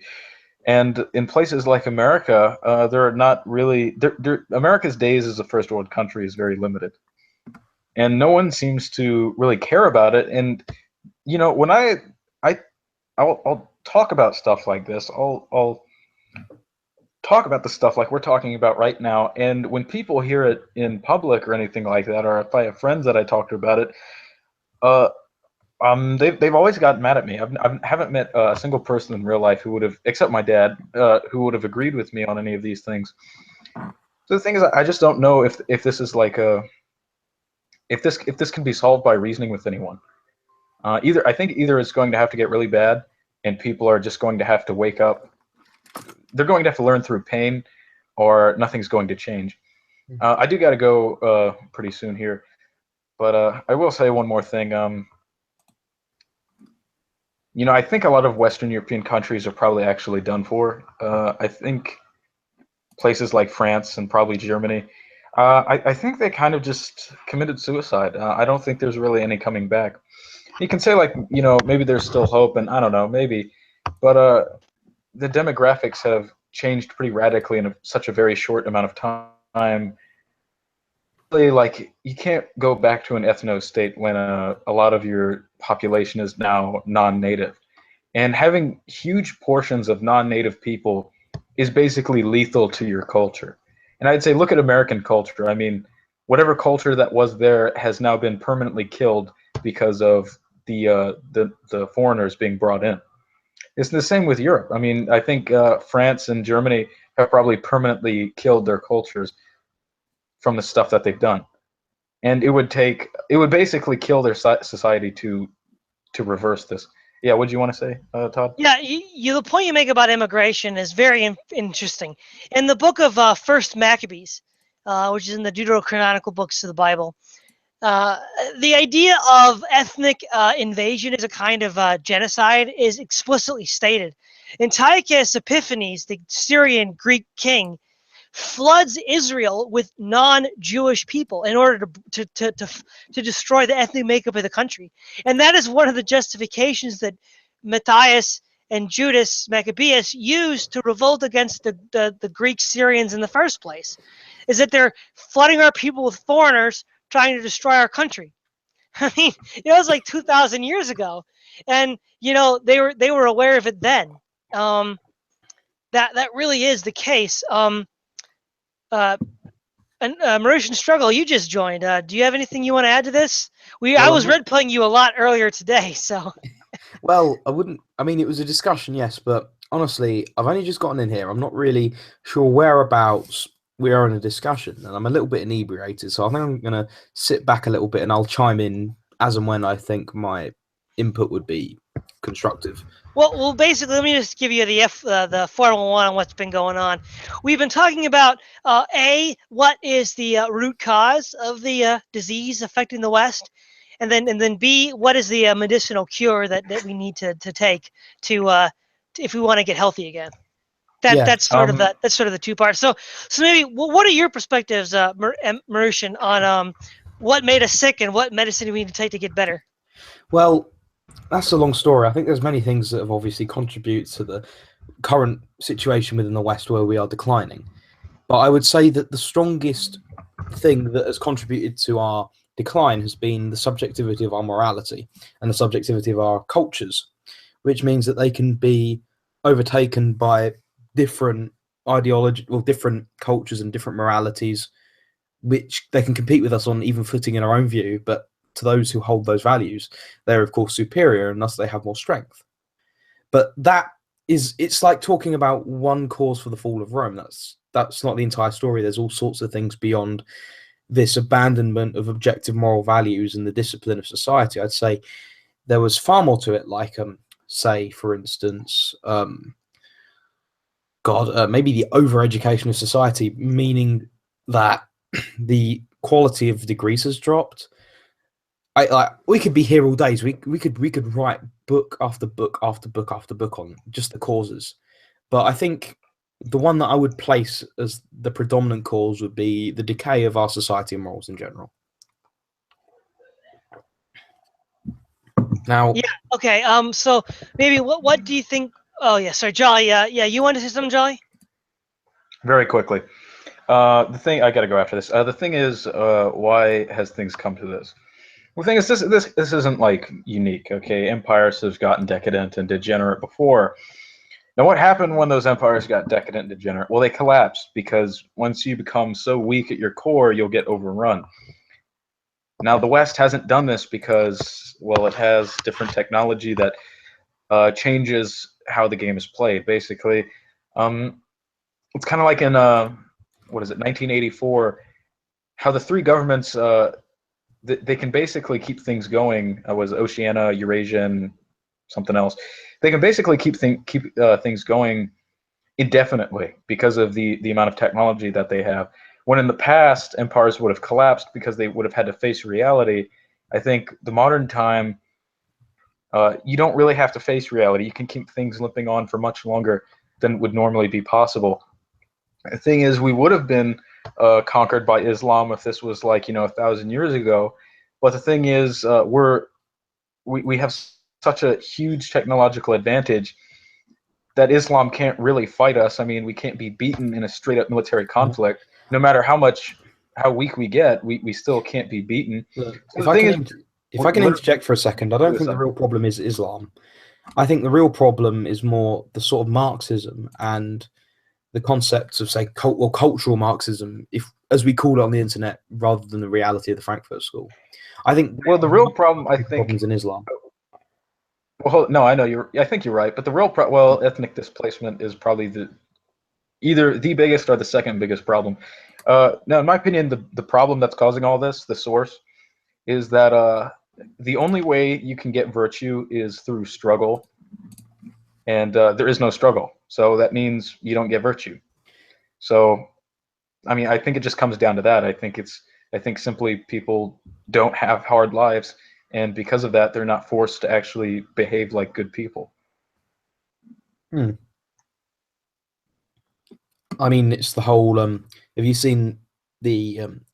What was it? There was a political compass, right, where it goes like strong men, good times, weak men, hard times, and it was circular across the four quadrants. I think that's what you're referring to, perhaps. Something like that, but it's not exactly that. But that's basically kind of it. Just if you're not forced to act a certain way, okay, it's like this libertarian idea that saying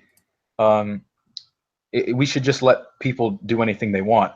But if you let people do anything they want, then they really will do anything they want, and that is it's But decaying then into it society. wouldn't be excess. Yeah, it's this kind of stuff. So the thing, I got to leave as soon as I'm done. But I think it's just people are removed from all sorts of struggle and hardship, and that ultimately causes them to be removed from consequences from their decisions. And you can see like there are going to be consequences, but basically we get to keep pushing it off generation after generation until the consequences are going to be really disastrous. But anyways, I guess that's all. So that's why I think the cause is really. Well, I think you're right, Jolly. Modern day technology has allowed us to avoid suffering the penalties for our bad decisions. And the technocratic society that's developed in the past 100 years has been a very powerful enabler of a lot of this degeneracy. Um, a very interesting question is: can you have a technological society without being degenerate? Yes. I think it's possible, but again, is it practical? Or Well, here I don't know. I'd like to interject because here's what you need to avoid. It's not the technology; it's the material abundance. Now, that's not to say we can't, live in a world where everyone has a sufficient amount of resources to survive. I think that world's very achievable and it's very desirable. But just because, I guess you're see you, Jolly. Just because we have the ability to achieve, sort of material abundance doesn't necessarily mean that we have to just print out anything people want.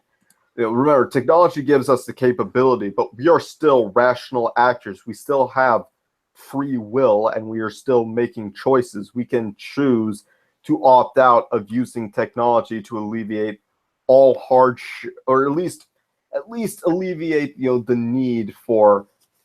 I guess my thoughts on this are: the more material prosperity you have, the less spiritual character you build. Same as Jolly was just saying.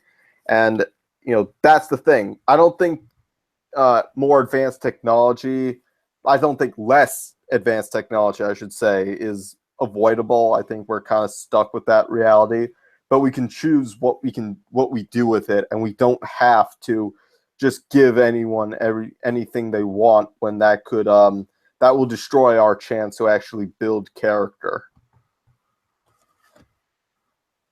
Yeah. I don't know if you guys saw my video where I attacked the cult of science. It was pretty early. It was like maybe March or April of last year. And I sort of point out a lot of the problems with technological society, the dangers that we run into that we see manifested now. I know he's a domestic terrorist, but Ted Kaczynski was probably one of the most insightful critics of industrial technological society. And really, I don't think any of the things that he pointed out are really being there's any adequate steps being taken to prevent it. He argued basically that with the increasing specialization of mechanized production and technological society, the people that manage the actual technological institutions are going to have all the power, and everybody else will be at their mercy. And in fact, we'll get to the point, if we continue on this route, where literally unplugging the machine will kill us because we're so dependent on the machine that we can't live without it. And unplugging it would kill ourselves. That's a little maybe extreme, but the point is well taken. If we come too dependent on this technology, we lose it, then we're vulnerable and weak. And the technocratic, Bill Joy in 2000, 2001, I forget exactly which year, he's the founder and president of Sun Microsystems. He wrote in Wired magazine why the future almost certainly doesn't need us. And his point was the rising technocratic society is going to get to the point where, through the overabundance of production, people won't need to work. And what's going to happen is you're going to have a lot of people that are just useless eaters, and they're going to decide, what do we do with them? And he gave three alternatives. There's going to be one alternative is a violent genocide over a few years, where they just don't want us anymore. Another possibility is they kill us slowly by making us infertile, so we ultimately die out over a period of infertility. Or lastly, they become benevolent demigods and rule us for our own benefit and make us in their own image. And neither one of the alternatives is very favorable. And we see that this is certainly a danger of the rise of technological society.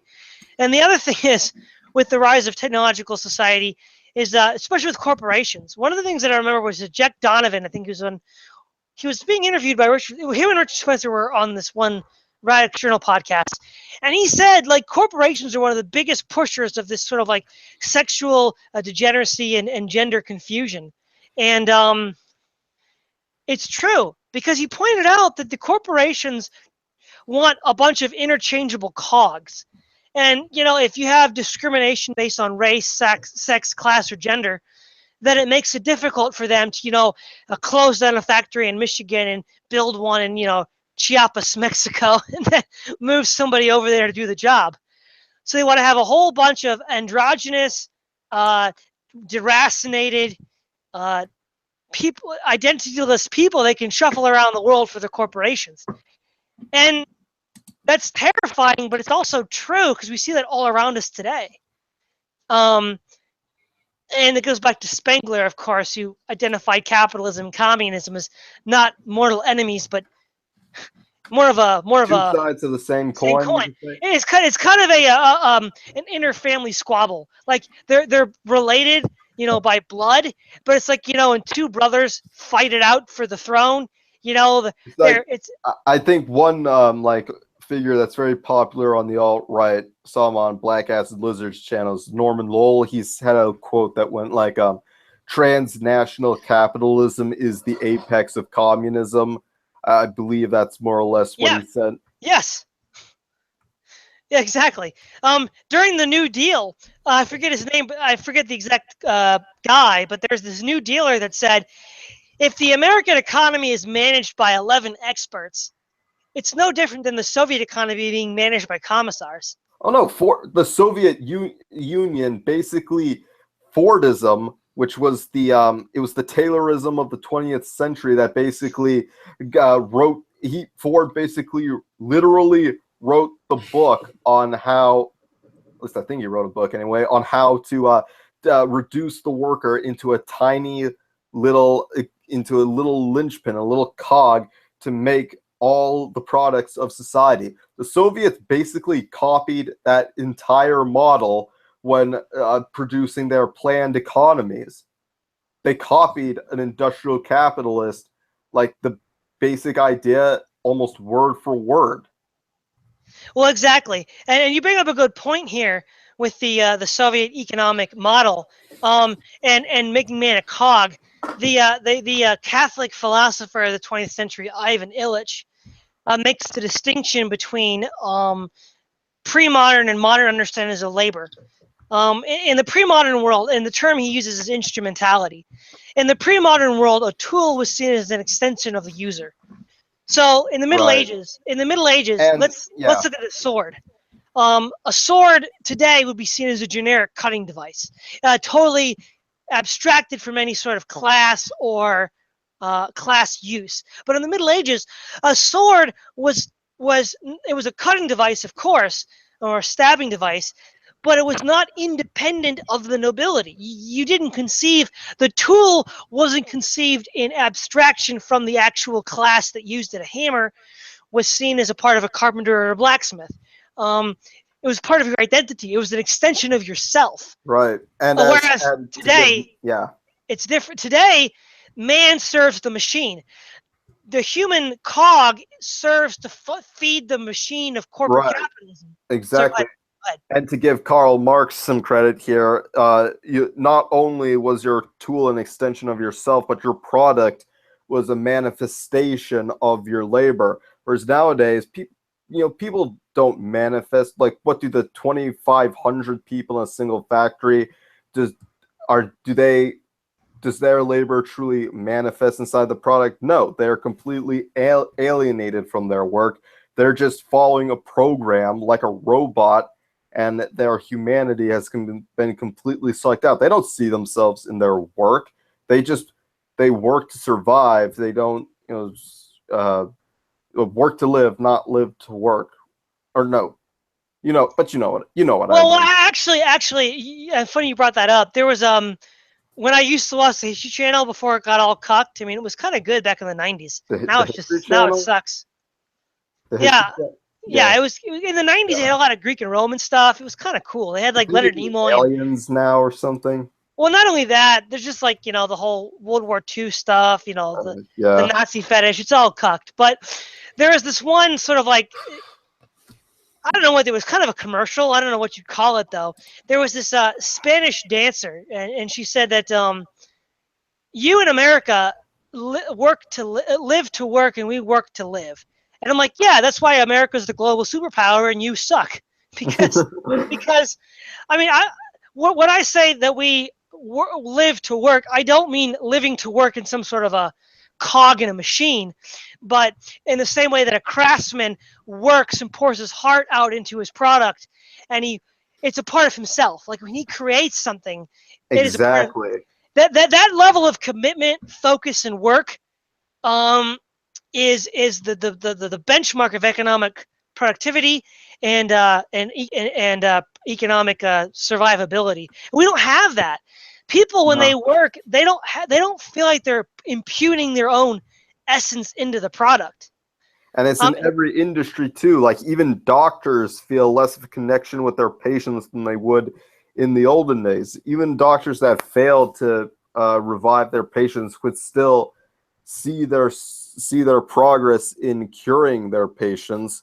But now we pump out so many. There are so many patients that just go back and forth through hospitals that even like people in what you call professional service industry don't see themselves in their work anymore. yeah, it's funny. Karl Marx said that was the problem, but as you pointed out with Soviet Taylorism, the Soviets, in order to fix the problem, became the perfect embodiment of That's that the problem. thing. That's the thing. Karl Marx got a lot of his critiques of capitalism correct. He wrote all the wrong solutions to the problem because he came from the exact wrong perspective. He came at it from the materialistic perspective, whereas he should have come at it from a should have come at it from a spiritual ethical perspective, as the distributists did. Exactly. That's the thing. Yeah, that's the thing about the Marxists. They're a lot better. If you had to judge an ideology, its worth on how often it acquired power or how long it pushed its ideology through, Marxism would clearly be one of the greatest ideologies in the world next to liberalism, even though traditionalism and distributism is founded on much sounder principles that are in line with human nature, but still direct human nature towards a godly and divine direction. Yeah, we're back on your home turf, Matt. Economics. You have anything to say about this? Not really. You two are saying the same things I've basically been saying in our private conversations earlier. I mean, yeah, it's this is why when I was younger, I considered myself a Marxist because I saw some of Plato's Republic in what Marx was writing, what little I got to read of it anyway. This idea that it used to be that you'd try to strive to be the best at what you did. The shoemaker studies, what it means to make a shoe, what a shoe is, what the thing in itself is, and how to make that and make people happy in their labor. But that's what automation and capitalism ultimately do. Is they well, I don't know. It's complicated because when you leave people's skill to determine what gets made, well, then you can make really, really good products and people can take pride in their work, but you also have a chance of failure and low quality assurance because some people suck. So some of this might just be human beings need to limit failure to limit that things can be made bad or wrong. Well, if we have the machine do it, then this guy can't screw it up this bad, and therefore we can get our products out on time. So I mean, there's a lot of conflicting problems. Yeah, there are. Marushan, what do you think about this whole economic thing about instrumentality and having a stake in your work? I think it's very important that the worker can see a connection between obviously what they're doing on the table and obviously the end result. So, on principle, I'm opposed to industrialization. However, I do think that it's very important that we are able to sustain a level of consumption that allows people to exist. And if that necessitates industrialization, then I think it's probably a greater good. Although I think, like, if we look at the world population at the moment, we're about, what, 8 billion people? I don't think that's really sustainable. So I'm not entirely sure how we would go about dismantling industrialization, but I'd prefer a more of an artisanal kind of attitude towards production in future. Yeah. Hey, Chroma just joined. So let me give you the backup on it. We started talking about what made the West sick and what medicine does it need to take to get better. So maybe you could give your 2 cents on those 2 questions. Yeah, I'm just setting up. Give me a minute. Sure. But yeah, I think so. What was your distinction again, immersion struggle? You made a distinction between what we were saying and then artisanship. Well, I was making a distinction between industrialization and artisanship, I think. So, like the whole mass production thing, the whole kind of Fordian idea of atomizing workers so that they do the least amount of effort towards a massive end product, as opposed to artisanship, which will be 1 or maybe 2 or 3 people working on the same like project or product like over time to produce a tangible result, like the same tangible result. Yeah, I mean, I would like to see a return to a more artisan system. And it's funny, we actually are beginning to see this now with the advance of technology and people being able to work out of the home now. We're beginning to see a revival in certain spheres of the economy of this more artisan, home-based economic model as a result of the internet and the ability to work from home, which is kind of one of the good side effects of the internet so far.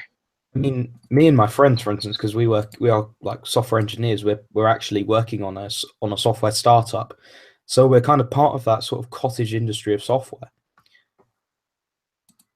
So, like, Yeah. my own personal life is an example. So we are beginning to see the possibility. See, in the 1930s and 40s, this was largely impossible. So we're beginning to see with the advance of technology the possibility of maybe turning around some of the more negative aspects. But yeah, Chroma, if you got yourself set up, why don't maybe you kind of put in your 2 cents on the 2 questions in our discussion? Well, were you guys taking more of an economic approach to it, or? Well, pretty much we Culture? covered everything. We covered economics, culture, history, philosophy. I mean, the whole gamut of what made the West sick and what could make the West healthy again. So, yeah, whatever you want to cover, man.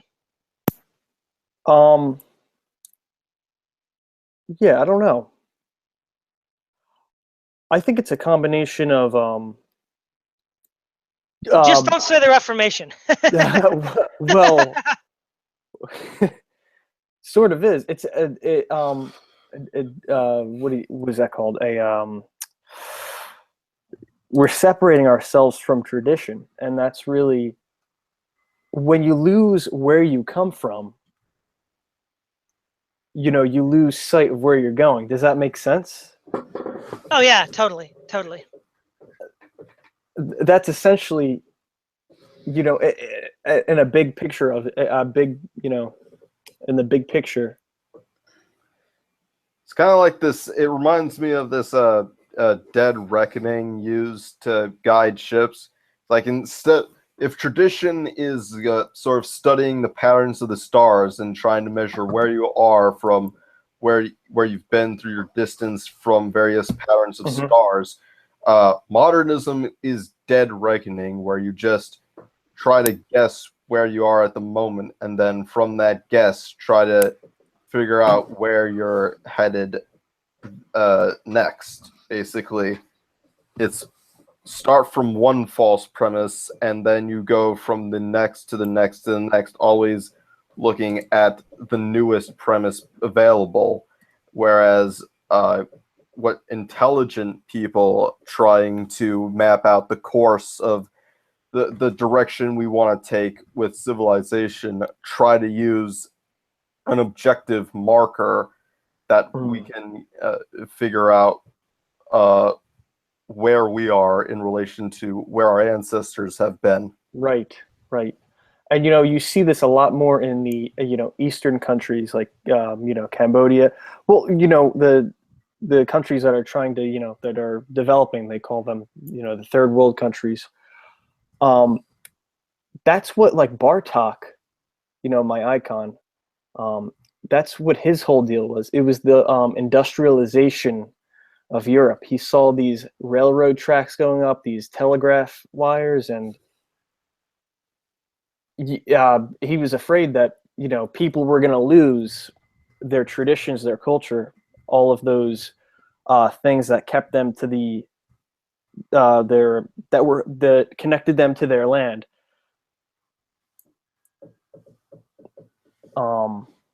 Yeah, yeah. It's funny. That kind of a problem. It reminds me. I think it was Plato.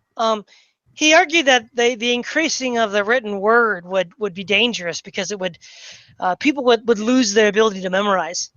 And he used to think that because back in ancient Greece, people would like memorize vast tracts of text, and then they could recite it from memory. Now, of course, the advantage of text and the written word is that our brain is freed up to do other things, which would otherwise wouldn't be able to do, memorizing all this material. But that kind of concern for progress, I think traditionalism at its best doesn't actually want to stop change, because if you stop change, then you die. Things that don't change are dead. But what it does is it discriminates. It says, okay, things are changing. We understand this. But we have to, don't go too fast. Don't go, look before you leap. And we got to make sure that these changes are worth having. And if they can't be stopped, minimize the social cost. And right now with liberalism, it's totally the opposite.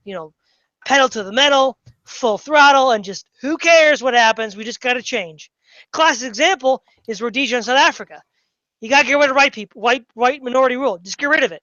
We don't care what's going to happen afterwards. It could be worse, but we don't care. We just got to change it to make it, quote unquote, equal. And this fetish with change for the sake of change, without any concern for the consequences, is a serious problem in the West right now. One of the things, Marushan, I think it would be kind of interesting to talk about a little bit is you mentioned when you mentioned to me earlier today, that when you first got on YouTube, you were kind of your basic liberal. You like Sargon. Then you got more and more red pilled. Well, I read more because when I started YouTube about it was July last year, I hadn't really read many books, and I hadn't really listened to proper arguments specifically for God. And I hadn't really read much of the Bible at all. Like, I still haven't read that much. I've basically read some of Genesis and parts of Leviticus. But I started to read more, and I started to recognize more holes and things, and I started to gather more information. And naturally, I think if you start by watching my very first video, you'll know that I've always been right-wing, but I've just gotten more socially conservative, and perhaps that's because of my interactions with university, because like obviously when I started my channel I wasn't at uni, and now I've been through almost a year of it, and my experiences there have not only made me realize how dire the problem of social justice, subjective morality, and what you would call cultural Marxism is. It's made me really realize how real it is. But not only that, I've encountered a lot more ideas as a result. So I've obviously developed over time. Yeah, I think what you're getting at, Merchant Struggle, is basically being traditional and conservative is and being a liberal. Being a liberal is inversely proportional to your ignorance of written literature. The less you read, the less you know, the more likely you're going to be a liberal. The more you read, the more you know, the less likely you are going to be a liberal. I mean, I would like to interject there, because while we do fundamentally in the West live in a society where obviously the fundamental position is one where we are liberal, I think it really depends on what you read, because you could of course read J.S. Mill, for instance, or you could read Rousseau. Look at what Sargon's read, and he retains his liberal positions. Yeah, I would also like to interject that when you say Todd, you say people who read more, you're talking about higher IQ people. That's actually not really true, though. Higher IQ people are actually more likely to be liberal, atheist, and fairly, less likely to side with tradition. Now, I don't necessarily think that's a bad thing. I think people who suggest that I don't want to be accused of IQ bigotry or say that people with high IQs are more likely to be correct. That's not true at all. I found that high IQ people actually they have a much easier time, I find, of rationalizing BS, whereas low IQ people have to sort of they don't have that same ability to rationalize bullshit, so they have to sort of just take things as they are on the face of it. Like I'd like Okay. to interject. I'd say there is a lot more ideological diversity at higher IQ levels, and perhaps that does spring from the way our society is structured with liberal values, but we'll all pursue it in different directions. For instance, you see the anarcho-capitalists taking the sort of liberty end to an extreme. You see the communists taking the equality end to an extreme. And you see Right. arguably fascists taking the sort of brotherhood idea to an extreme, like liberty, equality, and fraternity, the ideas of the French Right. Revolution. And you see a lot more, like, at least in my own experience, like at university, I've met all sorts of people. As I've said, I've made a video where I am actually talked to anarcho-communists and members of Antifa. I've interacted with white nationalists. I've interacted with conservatives, traditionalists. I've interacted with all sorts of people, and the average IQ for my university is roughly 120. So, I mean, you can obviously point to the data and go, well, we see a trend of left-leaning or liberal people having a higher on average IQ, and I believe like if I recall correctly, I haven't read the study itself in a long time, but I recall the average IQ of a hard right-wing person being 94, a hard left-winger being 98, and your average centrist being about 102. I And believe that's true. oh, Yeah. something like that. 2 points. Oh, One, we've been pretty good so far, but to avoid interruptions, if anybody wants to say something, they should first comment in the group chat on the far right, yeah, and then apologies. we can avoid interruptions that way. Second point is I want to clarify, maybe a misunderstanding that Inarco had. When I said read more, what I meant was if all you read is liberal materials, you'll still be a liberal. And Sargon only reads liberal material. What I meant by reading more was reading a wide breadth of material, of different perspectives, different positions. And if you get outside, like I've done that my entire life, I've read even stuff I know I disagree with in order to better understand it so that I could better understand it and act against it. And in a very bad John Wayne accent, I'm going to say to Paul, "Hello, Pilgrim." So, uh, Paul, have you been? How long have you been listening? You have anything you want to add to this? Oh, I've been listening for about 20 minutes or so. As I asked in the chat, like, has like the cultural fallout from World War One been discussed? I mean, because that's sort of been the big decline as far as I'm concerned. Because like Actually, that's yeah, it was brought up. It was briefly brought up by good. Jelly Crocodile, Almost everything's been brought up, but yeah. yeah, Jelly Crocodile brought it up briefly, but we didn't really dwell on it very long. So, did you want to maybe expand or add to anything on that? Well, as I don't know what was actually discussed, I'll just make the brief point that I was going to make, which was that after World War One, you basically had the sort of moral authority of the church collapse, both like with the Protestant church and the Catholic church, and that's well, obviously, Second World War started after the First World War due to bad plannings, but with the Treaty of Versailles. I suppose the main point is that like you've got this cascading effect of mass changes in a period of 70 odd years that I don't think has been it's not as precedented as like other changes. I mean, like you had the French Revolution that provided a lot of change, but then there was like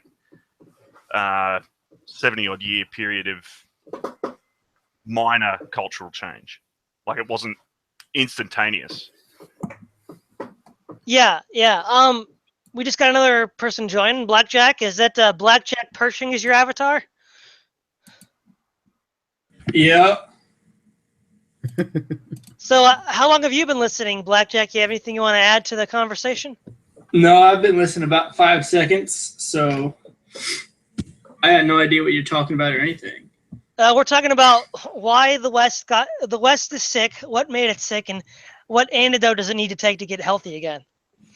That's okay. That's sort of what we've been talking about lately. We've kind of covered everything under the sun, it seems, but well, I read a little bit about the first subject. I got no idea about the second one. I think. Did you rehash? Did I what? Go on. Sorry. Yes, if you brought hash. No. What does he mean by hash? Never mind. Never mind. Yeah, what was your point, Blackjack? I don't know. That's fine. Sorry. Yeah, go ahead. Todd, Paul. I was just going to say, did you rehash some of the points that were made in your the stream you did with Distributist and Co about education? Yeah, because you made some really good points in that one. That was brought up, I think, by Anarcho and Jolly Crocodile, actually. So yeah, we did cover some of that stuff. Is there anything you want to add to that, Paul? I don't remember any of that, so. Well, I would definitely recommend going and watching that stream because just the long march through the institutions and getting back to education, I think is keys for. It's coming back to me now. Yeah. Yeah, role modeling as well. Like there doesn't seem to be a lot of good role models these days. Yeah, I So, think you're referring to Distributist's idea to have like mentors or so, something along those lines. Like, yeah, I think I got that from what's her name, Eve Kaninen or whatever. Because I was reading one of her posts on Twitter, one of her long Twitter essays about how she had a mentor and the only reason she's sane right now. Yeah. I'm not going to have anything constructive to say. Yeah, you're here for the ride. That's fine. Chroma, do you have anything you want to add to this so far? I did. I forgot. I just give me a minute. Darn it, that happens. Yeah. It happened to me a couple times already. So I'll write it down this time. But yeah, I think one of the things that was interesting. I mean, I don't want to rehash it all over again because I already brought it up at the beginning of this.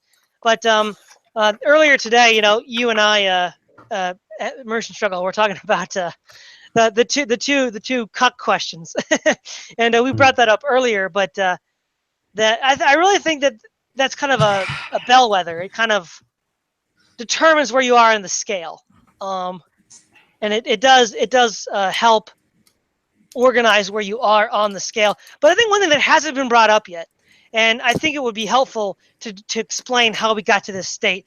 We've talked about the ideological and economic problems that have beset us, but we really haven't spent a lot of time discussing the political and military wars and the political decisions that were made that led us to this sorry point. And that's actually really important. I think the two military political events that led to the rise of modernism was the American and French revolutions, and they're both intertwined. They're ideologically related, but also the French kingdom became bankrupt fighting the British in the American Revolution, and that bankruptcy helped lead to the French Revolution. Keith Preston and I did a live stream about the American foreign policy, and we started off with the colonial period and the Revolution, and he had a very insightful point. He said that the Americans in their wars against the British, the Mexicans, and the Native Americans were like the Napoleonic Wars of North America. Like we were the Napoleonic France of North America, and there's a lot of truth to that because during the Revolutionary War in the French Revolution, Thomas Jefferson was very favorable to the French Republic. He wanted to ally with the French Republic. That's because So Thomas Jefferson was a Francophile. Sorry. Well, it's not only that; it was the whole geopolitical situation. You need to ensure the independence of his country. Yeah, and Britain wasn't too fond of that at that time, so France was his only bet. Well, I mean, who is he going to ally with? The fucking pheasant, or the Moroccans? well, not those The people. Spanish- But one of the other things is in more recent times. I mean, World War I and World War II were complete catastrophes for traditionalism. The communists and the World War liberals I won. probably the worst. Well, yeah, they were, World but War the II was communists, sort of the No, I wouldn't communists and the the liberals victory of won both wars. traditionalism.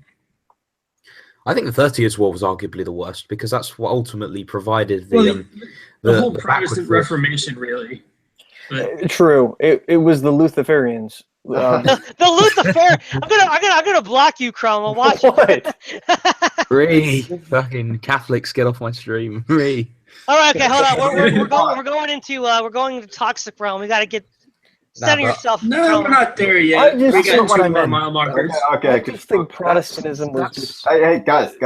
Hey guys, Center yourself. Center. Back on topic. Oh. Topic is the liberals, the commies, the atheists. Let's get back on topic here. We don't want to have a repeat of some of Ben and Dave's streams. They can get kind of hairy. I want to keep it centered. Keep it centered. And okay, so we're gonna go in order. World War I was bad. Blackjack, you first. Then you, Marushan, struggle, and then whoever wants to go after Marushan can go next. So we'll talk about World War I. Blackjack.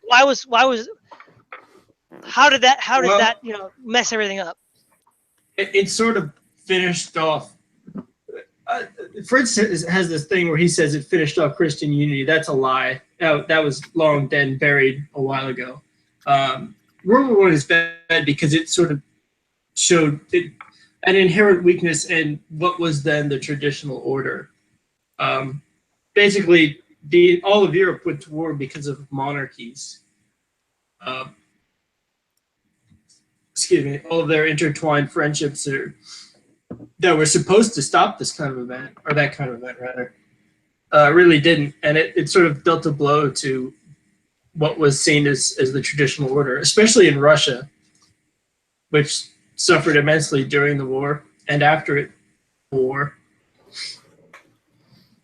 Yeah, Yeah. Okay. So pretty much laid the foundation to Yeah. the death of traditional society. To add on to Blackjack's point, actually, I think it is obvious that Christian unity was shattered far before the First World War. I mean, I'm surprised that Fritz doesn't realize this, considering he's a history degree holder of a very high grade. But they actually laughed at the Tsar of Russia when he argued for a unified Christian alliance at the Congress of Vienna 100 years beforehand. But to continue what I was saying about, I don't want to get into touchy territory here, but the 30 Years' War, it's not the actual bickering between the Catholics and Protestants that's the problem here. The problem is that the utter amount of suffering caused by it provided a sort of shock to Europe and began the Enlightenment, which ultimately led to the French Revolution and the American Revolution. Ding, ding, ding. That's what I had to say. Yeah. No, Paul, you have some thoughts on World War I. Do you want to maybe add your 2 cents on how that messed everything up?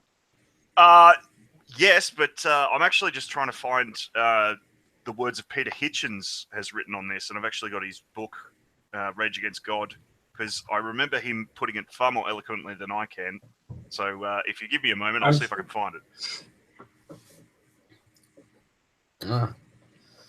You should continue. I've only just How about picked in up- Narco? Do you have anything to add to World War I? I guess. Well, I would actually say World War I might have been the final nail in the coffin, but I think it was actually just before that, in the 1920s, when we had the What? not in the 1920s.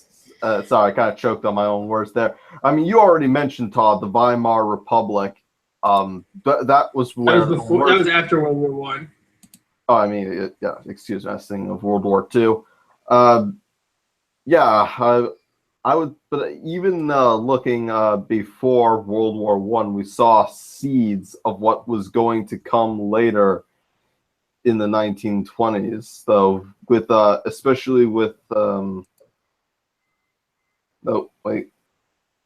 Sorry, actually, not now I'm starting to think about it. I think everything I'm associating before World War One came directly after, so I'm just going to go ahead and abort this comment. Yeah, I think World War One was certainly important, but another very important conflict where the traditionalists lost was the Civil War. The Southern Presbyterian minister James Henley Thornwell wrote this very prescient comment. The parties in conflict are not merely abolitionists and slaveholders. They are atheists, socialists, communists, red Republicans, Jacobins on the one side, and the friends of order and regulated freedom on the other. In one word, the world is the battleground, Christianity and atheism, the combatants, and the progress of humanity at stake. Now, in 1850s, when he wrote that, it sounds a little hysterical, but actually, that's exactly what was at stake. And the United States has been the biggest proponent of these Jacobin atheist values. In 1914, the center of the radical left was the United States. Woodrow Wilson was one of the most left-wing governments in the world at the time. Whereas, in 1914, you had Russia, Germany, and Austria, fairly conservative. The Republic of China under Sun Yat-sen was essentially going to create a Christian China. That was the objective. So they weren't too bad off. The Meiji Restoration in Japan, still fairly traditional. France was fairly liberal, I guess, but they weren't strong enough to really be as dangerous as we were. The United States is far more dangerous. And when the Yankee Jacobins won the Civil War, I think that's the United States is so powerful, its natural resources, its population, that whatever side it throws its weight in, it's going to be a decisive factor. And we had essentially a kind of schizophrenic problem. We were founded on the one hand as a religious society. You think of a lot of the religious expats that created societies, like the Pilgrims in Massachusetts, the Quakers in Pennsylvania, the Baptists in Rhode Island, the Catholics in Maryland. And so, but on the other hand, you have these Illuminati Freemason types that created ultimately that were many of the founding fathers, like George Washington and Jefferson and others, who had a more anti-biblical, anti-Christian Enlightenment view. And those two were battling it out. And the Civil War was the final death rattle of the traditionalists. The sort of like pilgrim traditionalist Christian concept versus the Enlightenment, progressive and libertarian Jacobin concept was fought on the battles of Gettysburg and Vicksburg, and the bad guys won. And now we have the American forces fighting to have teaching Afghanis how to use condoms. I'm like, wow, that's the result of Lincoln's victory. We're having the U.S. military is teaching Afghanis how to use condoms. That's insane. That would not be happening if the South had won. I'll guarantee you that much. So that's a very important bellwether turning point. I think you have a point you wanted to add, Anarcho, and then later in the next Mauritian. Yeah, I brought up in the chat. I mean, I largely agree with you that Christians do have a large battle to fight with anti-theists, but I'm wondering, where does other religions, particularly Islam, being the most pressing one at the moment, where does it fit in that battle, or is it just another effect of anti-theism taking over modern society? It's like an element, when you don't have anything else to hold to. In other words, since those who are, let's just focus on Europe for now, those who are longtime natives of the European states now lose their religion, naturally something will fill the void due to anti-theism, getting rid of Christianity. Okay, so I think your point is this. How do we assess Islam as a threat to the West? And once we destroy religion, the vacuum will be filled. It's a very good point. And I think that here's the thing that I'd say to any progressive, liberal, atheist, libertarian, anarchist, communist, whatever. An authoritarian power structure is going to be built. It's either going to be built by Muslims or by communists or by Christians. Because liberal society is failing, and it's falling apart at the seams. there will be an authoritarian structure built. It's either going to be built by the New World Order, Freemason, Illuminati types. The They've Christians written all, need to make their own one world government. Sorry for interrupting. yeah, they try to do that. They try to they got to be defeated. And Alex Jones, for all of his failures, does a really good job at red pilling people on the New World Order, and that needs to be done. The other thing is, Islam has been the mortal threat and enemy of the West since its inception. The best that we can hope to do right now is just keep them out of Europe and stop messing around in the Middle East. Anarcho, you and Dave Syria hang out? Mm-hmm. Yeah, you and Fritz were right on about that. Stop messing up. And you were there too, Blackjack. I don't want to reopen the whole can of worms of Syria, but we need to, the West needs to protect its borders against Islam and stop provoking them. Because, during the 19th century, Islam was pretty peaceful, pretty inert. As peaceful as it could possibly be, given that it's an imperialistic political religion. Yeah, the Islam really cannot be an ally. I mean, maybe Hindus against Islam, they could be a potential ally, but Islam really can't be an ally. They want to have world domination at our expense. Exactly. And yeah, the power, the religious vacuum created by secularism is going to be filled by one of three things: totalitarian atheism, like in the Soviet Union, Islam, or Christianity. Take your pick. I think Christianity is the best pick of the three, and it's going to be enforced by either those two guys, or you could, shape up and let a Christian society impose order. But I'm afraid that's not going to happen. It's going to be Islam or the New World Order that's going to do it, and we're going to be screwed. I think you had a point you wanted to make, Mauritian Struggle. Well, not really on that particular point, because you've basically gone over what I believe. But I wanted to say about the Discord chat that we've got going, actually, because I think a lot of people in the chat will be interested in that. Like, just as sort of on the side sort of thing. You mean like what? Invite them in or something? Yeah, like I was asking if I could post the link in the live chat so they could. I already did. Did you? Yeah. Only Blackjack joined from the link. No, I mean like post the link to the Discord server in the stream chat on the stream. Oh, I didn't do that. Never mind. If you want to, I guess. Who would see it? Anybody? Yeah, everyone in the chat. If you post it yourself, or you make me an admin, and I can post it. I don't. What you mean? Okay, so in Discord, if I type a message out, you mean in the message where it says type in a message? Yeah, just post it in there. Oh, I did. Yeah, I did that a while ago. Yeah, but maybe an hour ago I did that. So only Blackjack took the link. So, a lot of people are on Discord. But they just didn't join. So whatever. I guess they're busy. Yeah, but yeah, I think that actually I didn't really bring up the New World Order yet. I usually bring that up at some point, and I suppose it's time to bring out the Alex Jones and the gay frogs. But yeah, bring out the gay frogs. The New World Order really, and that really is a big problem. Back in the 1920s and 30s, everybody openly talked about it, and their goals are pretty dark. Ted Turner, the guy that runs, he wanted to depopulate the world by 95%. Like the Georgia Guidestones, right? That's a genocide, man. It's crazy. This is the end game of the New World Order is massive global genocide, and they've never hidden it. He said this in the 90s. In the 90s, in an interview, I think it was like on Nature magazine or something, he said we gotta reduce the global population by 95%. And I'm like, whoa, dude, whoa. You don't even hide it.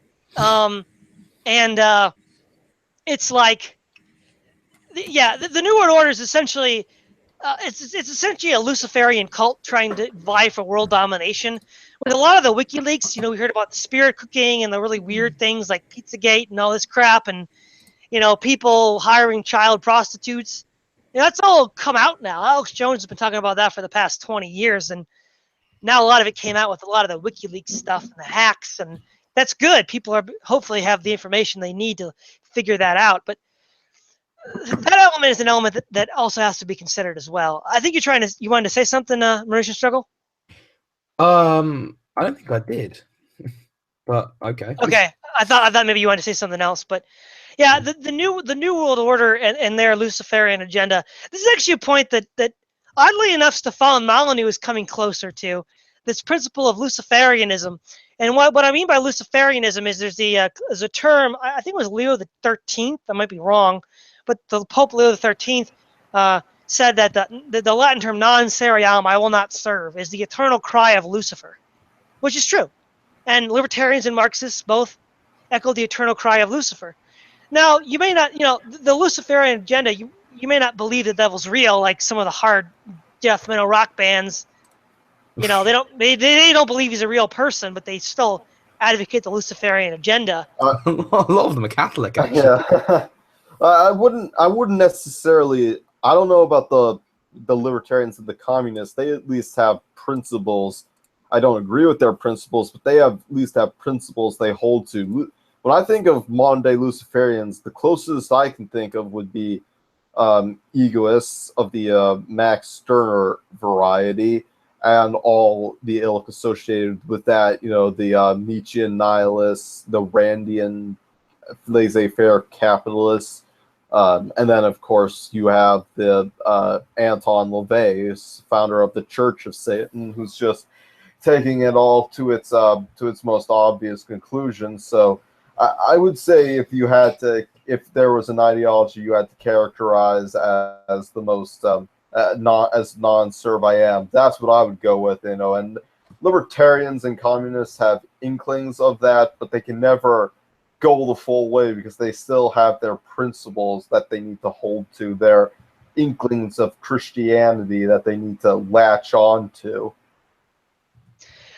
Yeah, I think you're partially right, but let me also there was a phrase that was popularized in the 1960s, which came from Aleister Crowley: "Do what thou wilt shall be the whole of the law." The famous druggie, I forget his name, the guy that worked for the CIA. He said, "Turn in, tune on, drop out." Timothy Leary said that that was his goal, was to propagate the message of Aleister Crowley. The libertarian novelist Robert Anton Wilson, who wrote the Illuminist trilogy, Drugs, Sex, and Spies, he said the same thing. My goal is to propagate Aleister Crowley. I think even the Beatles, no, it wasn't the Beatles, it was Led Zeppelin, I think. They said that their goal was to spread the vision of Aleister Crowley. And he's a straight up Luciferian. I mean, I think it was Led Zeppelin. They bought his cult place in Thelema, where he had his orgies and rituals. So, like, this entire modernist culture is steeped in Luciferianism and self-describedly advocates Aleister Crowley's "do what thou wilt shall be the whole of the law," and they don't hide it. They openly boast about this. And this Luciferian agenda is cutting at the core of Western civilization. Absolutely. And I think that this has to be challenged. In much the way that you read in the Gothic horror, where like garlic drives away the vampire or the silver bullet slays the werewolf. We need to have some sort of theological weapon that we can use to attack and destroy this Luciferian agenda. And again, I don't necessarily mean you believe the devil's real. Some do, some don't. But it doesn't really matter whether you believe he's real or not. It's still his agenda. So it's this Luciferian agenda that which is propagated through the media, through entertainment, through music, through movies, through the drug culture. And it's all they all state this when they were all created in the 60s. They all stated, yeah, we're serving the agenda of Aleister Crowley, and we're serving this Luciferian vision. And this Luciferian, in fact, the founding fathers were a part of this vision as well. The Freemasons actually worship Lucifer. Albert Pike, who was a 33rd degree Freemason and wrote the bylaws of the North American Freemasons, said they worship Lucifer. It's not a secret. Now, it is a secret in a sense because within the Freemasonic order you have hierarchy, and the higher you go up, the more you know. It's like it's on a need-to-know basis. So a lot of people who are Freemasons are probably well-meaning people, but ignorant of the actual higher-level truths of Freemasonry. They're intentionally kept ignorant. Ben Franklin was a member of the Hellfire Club, which was created by a guy named Davenport. And it was basically, just like Anton LaVey's Church of Satan, rich orgies and drunkenness and depravity. And I kid you, you can look it up. When he was in England, I think when he was on his diplomatic mission to King George, he stayed in this one apartment. And archaeological excavation has shown that underneath his apartment, they found the skeletons of humans. And it's believed they were sacrificed in the ritual orgies of the Hellfire Club. Now, there's no objective evidence that Franklin was a part of those sacrificial system, but there is dead people buried underneath the apartment that he stayed at in England, which were a part of the orgies and sacrifices of the Hellfire Club. So, I mean, this stuff is nuts, but it's a part of this Luciferian agenda that governs the New World Order that's been destroying us. So it's kind of crazy. Okay. But I think right now I'm about out of ideas, so I'm probably going to go off air now. So thanks for showing up, guys. It's been a really interesting conversation.